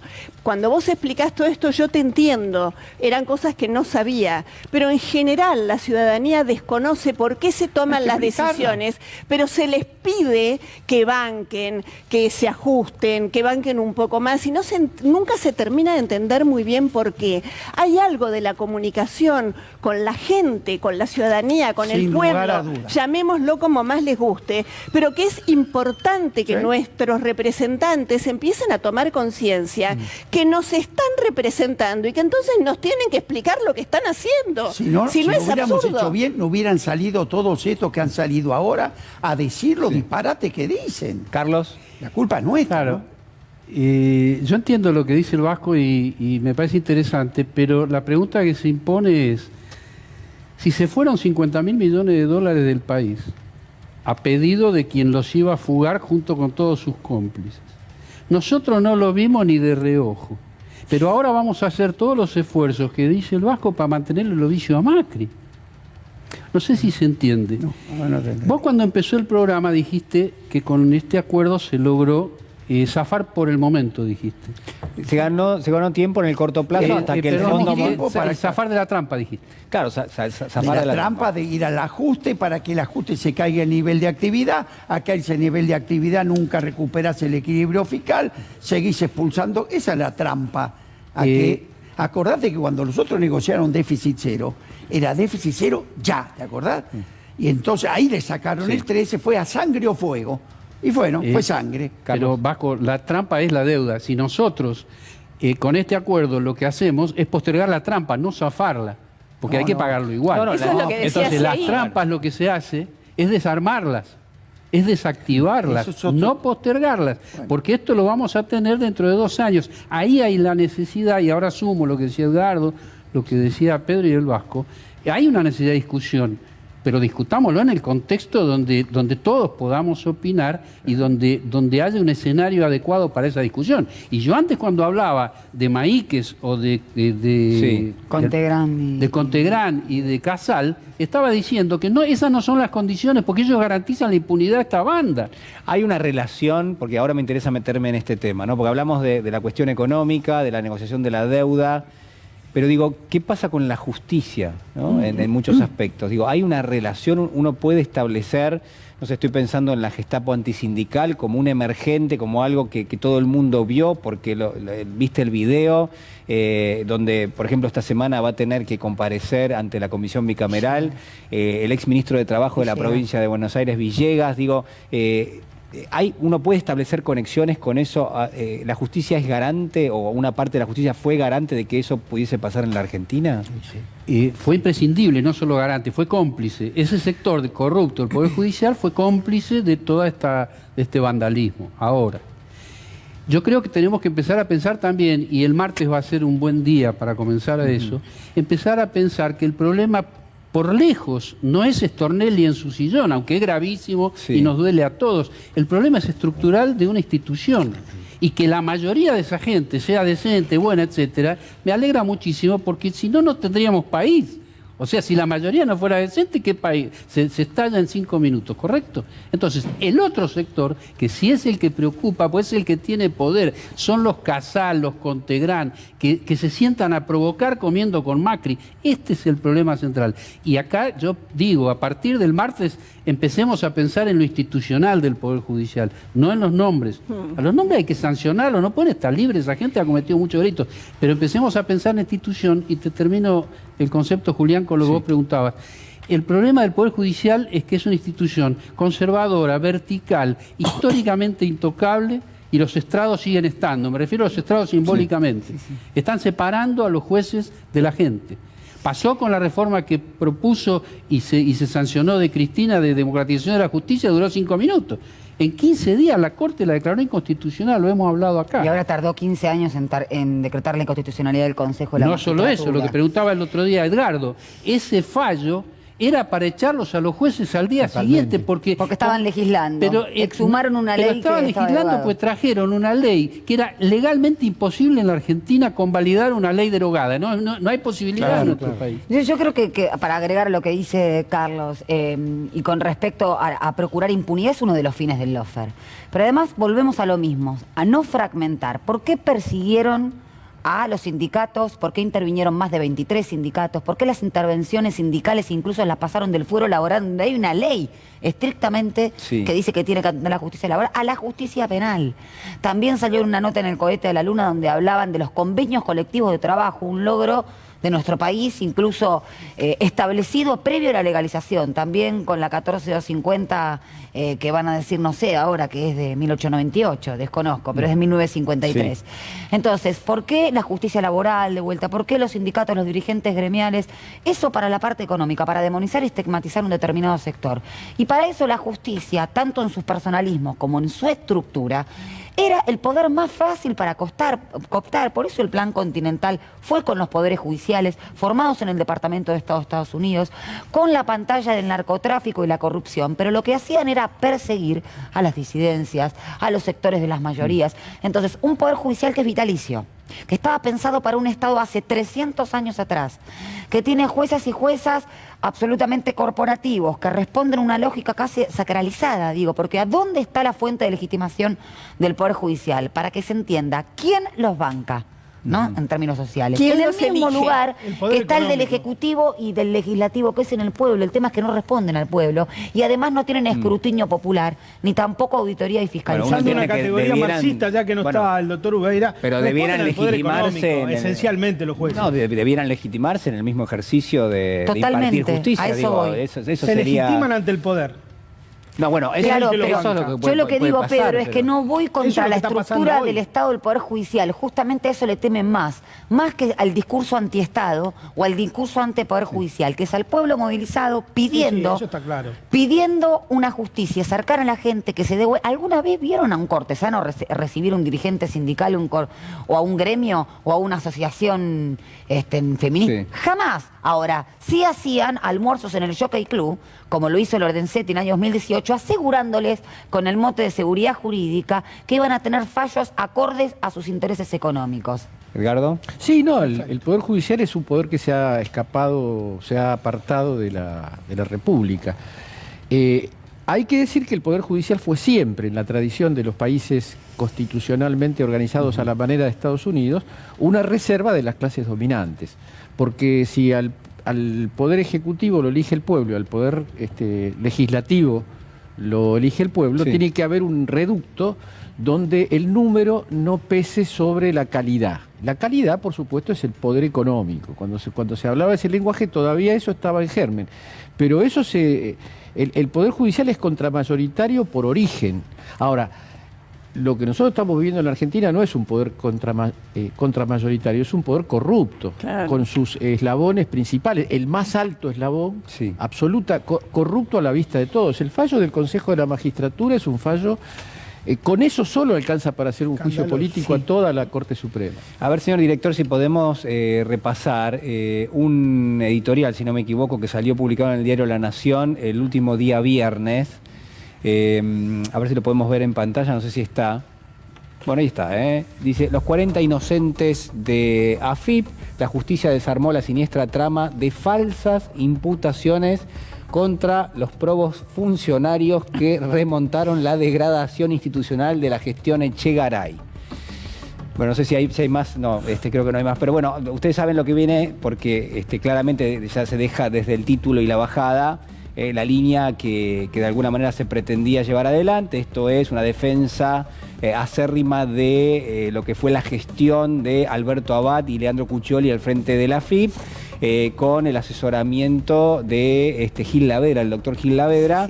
Sí. Bueno, claramente digo, no hay más que atenerse a lo que fue el proceso judicial, lo que fueron los testimonios. Digo, la pregunta es, bueno, si desde el diario La Nación lo que no se pretende, y yo creo que lo que se pretende es justamente no solo tergiversar, sino además salir en defensa de algo que en términos del proceso judicial, bueno, está clarísimo que fue totalmente contrario a lo que se está estableciendo en La Nación.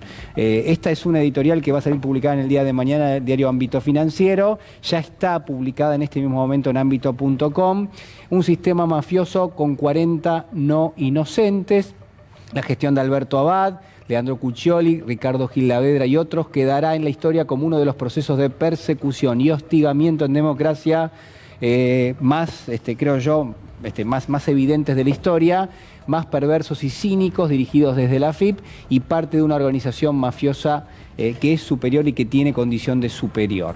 Y a partir de allí, entonces, todo un detalle exactamente apegado a lo que se dijo en el juicio por parte de esos señores que, por supuesto, en lo que es la defensa del diario La Nación, tergiversan todo y omiten, sobre todo, muchísimo. Y hay que recordar que desde la AFIP se formó un grupo de tareas para perseguir y asfixiar financieramente, entre otros, a este grupo empresario, sencillamente porque no abonaba la línea ideológica, la línea política, porque no había puesto, los accionistas de este grupo no habían puesto al servicio del señor expresidente Mauricio Macri los medios para perseguir y para castigar y para condenar públicamente a la actual vicepresidenta. Y además recordar que en ese mismo organismo se contrató a 2 abogados, uno era Farini Hugo, no recuerdo el otro el nombre que era, justamente para armar la persecución también fiscal de Cristina Fernández, para trabajar la reapertura de la causa memorándum, es decir, volvemos al mismo concepto, utilizar las reparticiones estatales para la persecución, para la extorsión, el ahogo financiero, volver a recordar que los medios fueron también protagonistas, como fuera justicia, de la persecución, porque sin esta conformación, esta construcción de sentido común o previa estigmatización de un grupo económico, de una persona o de lo que sea, era imposible llegar a esos resultados. Bueno, la verdad es que vamos a seguir metiéndonos en este tema. Hay mucha información, cada uno de las y los caníbales han traído para exponer algunas otras cuestiones que son importantes, que atañen también al mundo de la justicia. ¿Les parece que hagamos una pequeña pausa? Nos movemos. Sí. Me dicen que es mini, pero nos da tiempo para levantarnos y precalentar un poco, porque estamos muertos de frío, realmente.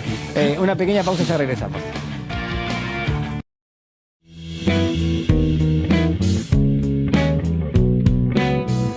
Bueno, seguimos en Caníbales. Ponemos la canción esta para que te relajes, Pedro, porque en el corte Pedro barrió con todo. Estábamos hablando de lo que venías comentando desde el comienzo del programa, ¿no? De los números del INDEC argentino y del INDEC chino. Bueno, yo estaba contando el viaje de Macri en el 2017, que fue a tratar de reducir el déficit fiscal comercial que teníamos con los chinos. Con China. ¿Y qué se encontraron? Que había una diferencia de 4.160 millones de dólares, que no era tal diferencia. Los chinos tenían que nosotros, el déficit comercial era 2.600 y nosotros teníamos 5.900 millones de dólares. Claro, esto es una investigación del diario Clarín, ojo, que la publicó la periodista Marcela Pagano y que después levantaron varios medios. Y que además no era con el único país que teníamos diferencias en la registración de nuestro comercio exterior. Por eso nosotros hacemos tanto hincapié en la necesidad de controlar de pesar y medir. Pero a ver, Pedro, explica bien qué significa tener esa diferencia. Y significa que nos están cantando mal los números. Significa que venden más de lo que nos cantan a nosotros. Y eso significa que pagan menos impuestos. Eso significa que pagan menos todo. Entra menos dinero hay al un país. sistema de pesaje en la Argentina. Macri cambió el sistema de pesaje y les dio la opción: pesar por balanza o pesar por draft service, que es cómo se hunde el barco. Y al pesar con el draft service, históricamente la diferencia del pesaje era entre 1 y 1,5 puntos. Pero ¿cómo se mide eso? Entra el buque al puerto. ¿Qué miden? Como se hunde, después que tira el lastre, tenemos una serie de cuestiones. Pero primero es el tema, fíjate lo que cambia. Con nosotros, un país poniendo satélites en órbita, hace 100 años te daban esa medición, te daban como margen de error de entre 1 y el 1,5. Macri la llevó al 4. Más lo que te comen con el lastre, que puede ser otro, algunos dicen el 8, otros dicen el 10. Bueno, ponele que sea en global, sea un 10%. Sí. El año pasado entraron en el puerto Rosario 4.000 buques. Que sea el 10, son 400 barcos que, como decía el Vasco, no es que no pagan IVA, que no pagan impuestos. No, nada, que desaparecen. Y por eso están las diferencias que están. Y por eso es tan importante lo que nosotros venimos planteando, de que 50 metros antes pongamos una balanza, y que controlar el comercio exterior no significa solamente lo que sale, sino lo que entra. Porque el comercio exterior de un país es todo lo que vendés y todo lo que comprás. Y hay joda con lo que vendés y hay joda con lo que comprás. Entonces, este es un elemento central. Yo creo que Guzmán, cuando dijo el otro día que había arreglado con el fondo el tema de controlar el lavado y la evasión, yo creo que está mirando estas cuestiones, porque son demasiado obvias, demasiado groseras, y son los mismos tipos que después se sientan con el gobierno en la cadena agroindustrial y le dicen que le van a generar 100.000 puestos de trabajo, que le van a devolver tantas cosas. Digo, mirá, no prometá tanto. Pesá como corresponde, que va a ser un gran avance en el país. Una pregunta, ¿qué peso tiene esto en la balanza comercial? Así, a grosso modo. Mira, puede ser no fuerte. quiero tirar una cifra porque después te califican, porque hay cifras de la más diversas. Claro. En los organismos, el WIDE, el Instituto WIDE, que depende de la Naciones Unidas, estimó que la evasión en el comercio exterior, el comercio, lo que entra y lo que sale, alrededor de 30.000 millones de dólares. Otros lo estiman en 2.000, otros en 5.000. Yo no quiero arriesgar un número. Lo que te digo es que esto es imprescindible que lo controlemos, que no es intervención del Estado, pesar. No es, no se lo, esto es ideológico. Desde que se inventó la balanza no es. Además, desde la Revolución Francesa, que inventó el sistema pesos y medidas. De pesos y medidas, que también había a partir de ahora, o sea, todos los gobiernos, derecha, centro, bolchevique, ultra usan la balanza y tiene 1.000 gramos y hay que pesar como corresponde, ¿no es cierto? Bueno, esta es una política pública, Dejarle hacer lo que quieren las grandes empresas exportadoras de la Argentina es una política pública. Es el tema. Es una política pública que hay que terminar. Bueno, yo creo que eso es lo que dijo, yo lo leí claramente lo que dijo el ministro, no dijo que iba a subir impuestos, no lo dijo, lo que dijo que íbamos a combatir la evasión y esto. Un sistema parecido no lo puedo informar con claridad, pero tengo sospecha que también existe en la exportación de hidrocarburos. Cuando exportas es lo mismo, siempre hay que ver el control. Si no, hay declaraciones de lo que se exporta. Bueno, yo creo que es muy importante controlar esto. Pero yo miro de la parte que a mí me toca después de este acuerdo, que es poner en marcha rápido esta Argentina, llegar rápido a la gente, porque este crecimiento que tuvimos muy importante, del 10%, sabemos que cuesta llegar, porque todavía, así como el turismo va a repercutir mucho más ahora, porque llegó a todos los pueblos, esto llega desde que vende torta frita en la ruta, al remis, al hotel, al restaurante. Esto va a ser importante para calmar. Pero creo que este marco que nos acaba de dar lo que va a terminar este acuerdo, nos tiene que poner a todos, y la unidad del campo nacional, a ser obsesivos del crecimiento y del cambio de la matriz. Esto es parte de lo que yo digo, cambio de la matriz, porque encima del trigo que exportás a granel, me robás el 10%, bueno, ya es una catástrofe lo que estamos pasando. Así que yo tengo mucha confianza, me voy a poner ya estamos trabajando de hace un año en esto.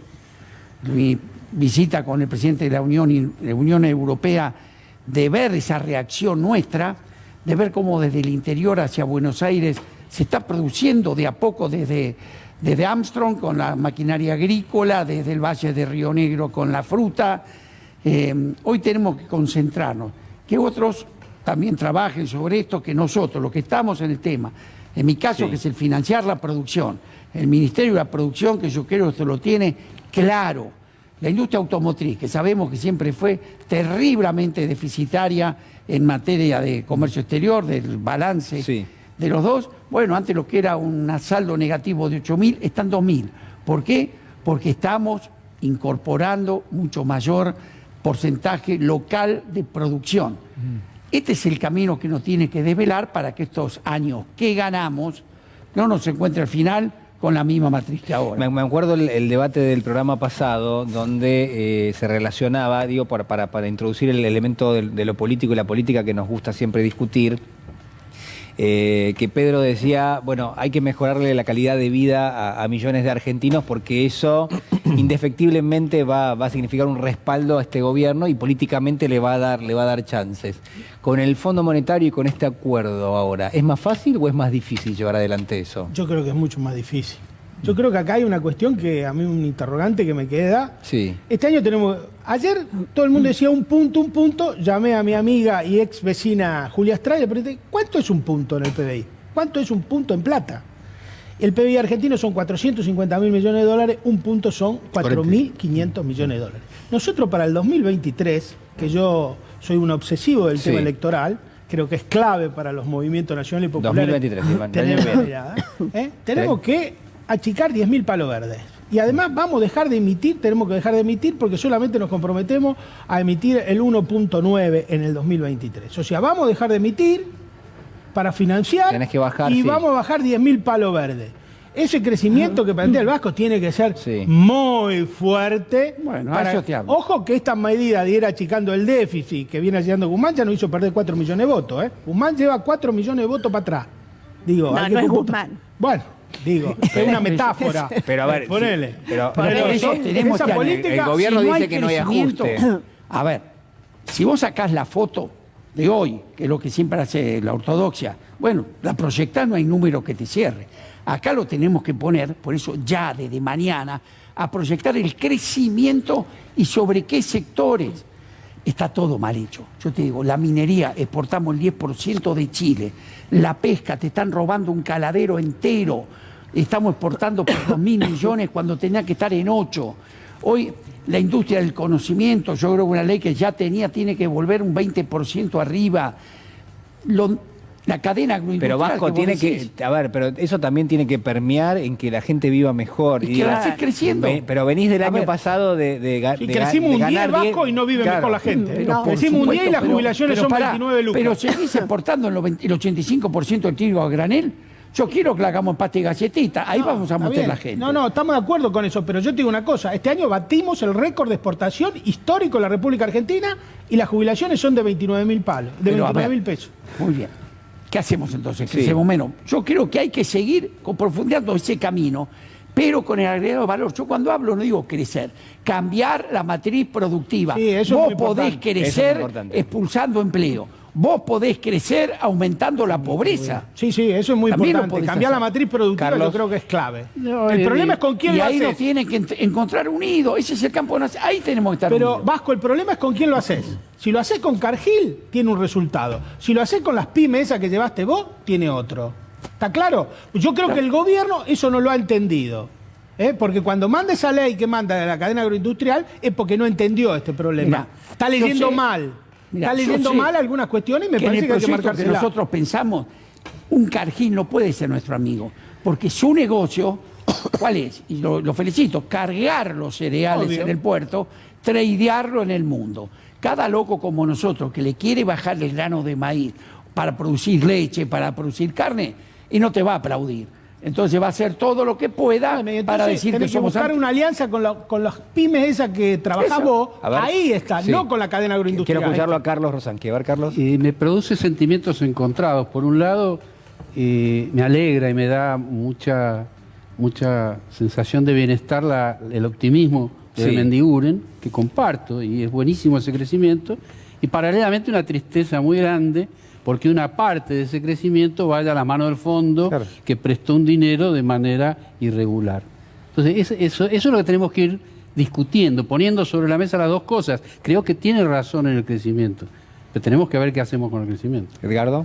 Sí, el planteo de Carlos creo que lo sentimos y lo vivimos todos. Ahora, esto es un choque político y lo que está ocurriendo es el resultado de un choque político. La fuerza política nos da para hacer esto. Yo estoy de acuerdo con lo que se está diciendo acá. Es decir, no estoy contento por pagarle al fondo. No estoy contento. Pero lo reconozco como un resultado de la política, porque esto fue un hecho consumado y además, si alguna vez no logramos sancionar, si alguna vez no logramos poner presos a los responsables en este tipo de desfalcos contra el país, eso va a seguir ocurriendo siempre. Eso yo creo que es un tema para Sí, pero Edgardo, pensar. acá el problema es que tendríamos que haber investigado esa deuda. Tuvimos 2 años. No, sí, yo estoy de acuerdo. Pero si se investigó, Pedro, si hay un informe del Banco Central y hay listados. Juli, una cosa es hacer como que investigo y saco los numeritos. No, pero y otra cosa es milito la investigación. Una cosa es que pegue todo Buenos Aires con la cara de los tipos que fugaron la plata. Y esté el presidente y convoque a la gente y haga una movilización social en torno al tema de la deuda. No, pero lo que vos estás planteando lo tiene que hacer la justicia, no tengo que salir yo a pegar un cartel. Yo creo que es un problema de la política. Es un problema. Bueno, pero eso es lo que estamos diciendo, la relación de fuerzas políticas no te alcanzó. Sí. Y eso hay que tomarlo. Cuando asumimos nos alcanzaba y nos sobraba. No, porque la relación de fuerzas políticas no alcanza en abstracto. Me parece que hay que recordar que hubo una pandemia. Hubo una pandemia. Además de eso, sí, por supuesto. No hagamos lo que hace Nación y Clarín, que hace toda la investigación económica y olvida el pequeño detalle de la pandemia y de lo que fue conseguir vacunas al principio, salir al mundo. Una oposición que decía Pfizer, ¿se acuerdan? De que si no era Pfizer, entonces nos íbamos a morir con la Sputnik. Y a Lilita Carrió diciendo, yo esa no la quiero porque te van a poner un switch y voy a ser comunista. Bueno, me parece que más allá de esta discusión, y yo acuerdo con vos, Pedro, sí creo que es una cuestión política, cómo te parás frente a una deuda. No creo que hicimos la plancha 2 años. Y en esto la verdad que reivindico la enorme tarea que ha hecho el gobierno, que logró que no hubiera situaciones gravísimas, que no hubiera saqueos, que la gente con toda la dificultad de alguna manera pudiera seguir adelante y que hoy tengamos un país con un altísimo nivel de vacunación, que no es joda, esto fue laburo, no fue magia, muchachos, la verdad es que fue un enorme laburo de la deuda, no de la política sanitaria.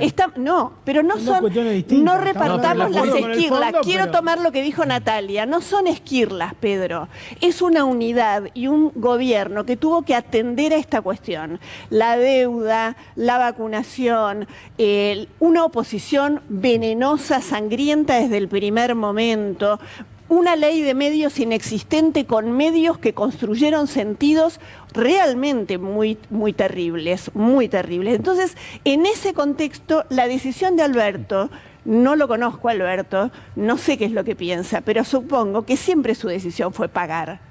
Nunca debe haber estado en su cabeza. Probable, y además Guzmán todo el tiempo habló de pagar. Guzmán hizo una reestructuración de deuda con fondos de inversión, ¿no? Primero. Y después esta del Fondo Monetario, claro. ¿Dónde estaban los partidos políticos exigiendo que se investigue? Lo que vos decís lo tendría que haber hecho la ciudadanía, porque el gobierno, el presidente y su ministro de entrada dijeron que su intencionalidad era pagar. Había un contrato electoral de investigar la deuda. Lo dijo en el debate presidencial adelante de todos, que se iba a investigar la deuda. Se iba a investigar la deuda. Y ese contrato hay que cumplirlo.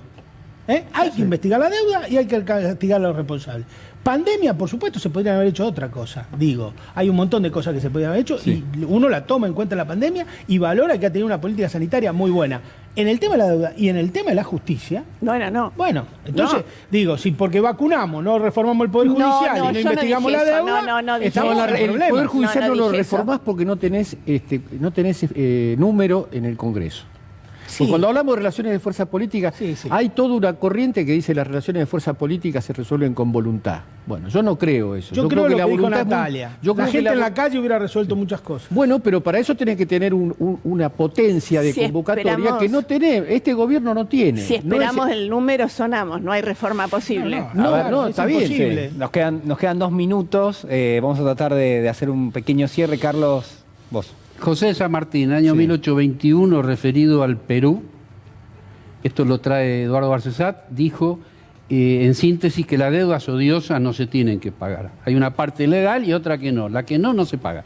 Enmienda 14 de la Constitución norteamericana, madre de la nuestra, un modelo de la nuestra. Enmienda 14 sobre la guerra de secesión, la misma historia. Se refería a la esclavitud y al financiamiento de la rebelión, etcétera, donde en esa enmienda se dijo no paguen la parte odiosa de la deuda. Y para terminar, Eduardo Barcesat habló de una cuestión jurídica, cuando dijo el acuerdo es nulo, etcétera. Alberto Fernández tomó una decisión política, con efecto jurídico, y yo creo que vamos a estar mucho mejor el día que las decisiones políticas tengan además una esencia jurídica que se pueda defender. ¿Vos, Pedro, vos querías decir algo más? No, quería reivindicar a los compañeros militantes de base que fueron espiados y perseguidos, sean del movimiento que sea, de la Cámpora, de Levita, del que sea. Hay un montón de gente como estos compañeros viendo el nivel de fascismo que se ha instalado en la provincia de Buenos Aires con el gobierno de María Eugenia Vidal. Y vamos a estar dando información de eso a lo largo de toda la semana. Lili.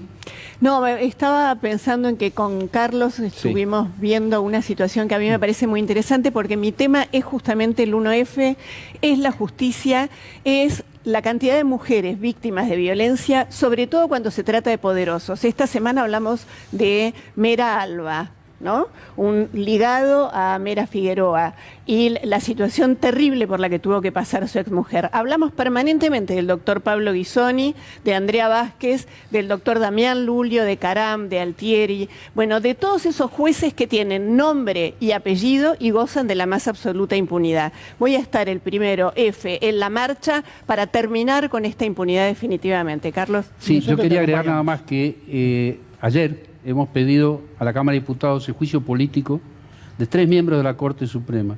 Esto se hizo con Estela de Carlotto, con Dora Barrancos, con Liliana Gendel, Natalia Salvo. Al momento hay miles de adhesiones con todos los datos ciudadanos. Es decir, es un caso de abandono de una niña de 3 años, de desamparo que ha hecho la Corte Suprema, 3 miembros de la Corte Suprema actuales, sin antecedente alguno de abandono semejante de una niña discapacitada.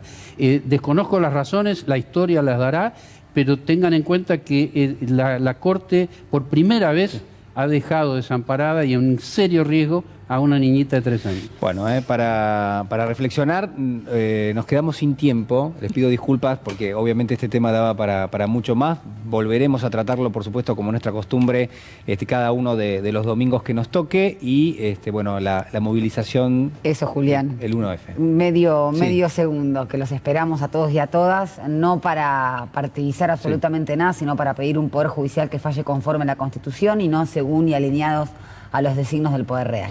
Bueno, muy bien. Les quiero agradecer muchísimo a todos ustedes, que el programa ha sido muy, muy visto esta noche, así que les agradecemos especialmente. Y bueno, por supuesto, Carlos Rosansky, Vasco de Mendiguren. Seamos optimistas. Ahora tenemos claridad de qué está sobre la mesa y la posibilidad de crecimiento argentino es muy grande. Natalia Salvo, Edgardo Moca. No, es subrayar, porque yo creo que el acto del 1 de febrero, la marcha del 1 de febrero, ocupa un lugar estratégico para el futuro. Yo creo que eso tiene que salir bien y tiene que estar claro entre los organizadores y los participantes que es el primer acto de una cosa que tiene que seguir evolucionando. Así es una movilización ciudadana. Bueno, muchísimas gracias a todos. Pedro, muchas gracias. A usted, señor conductor. Muchísimas gracias. Nos reencontramos el próximo domingo. Cuídense. Chao.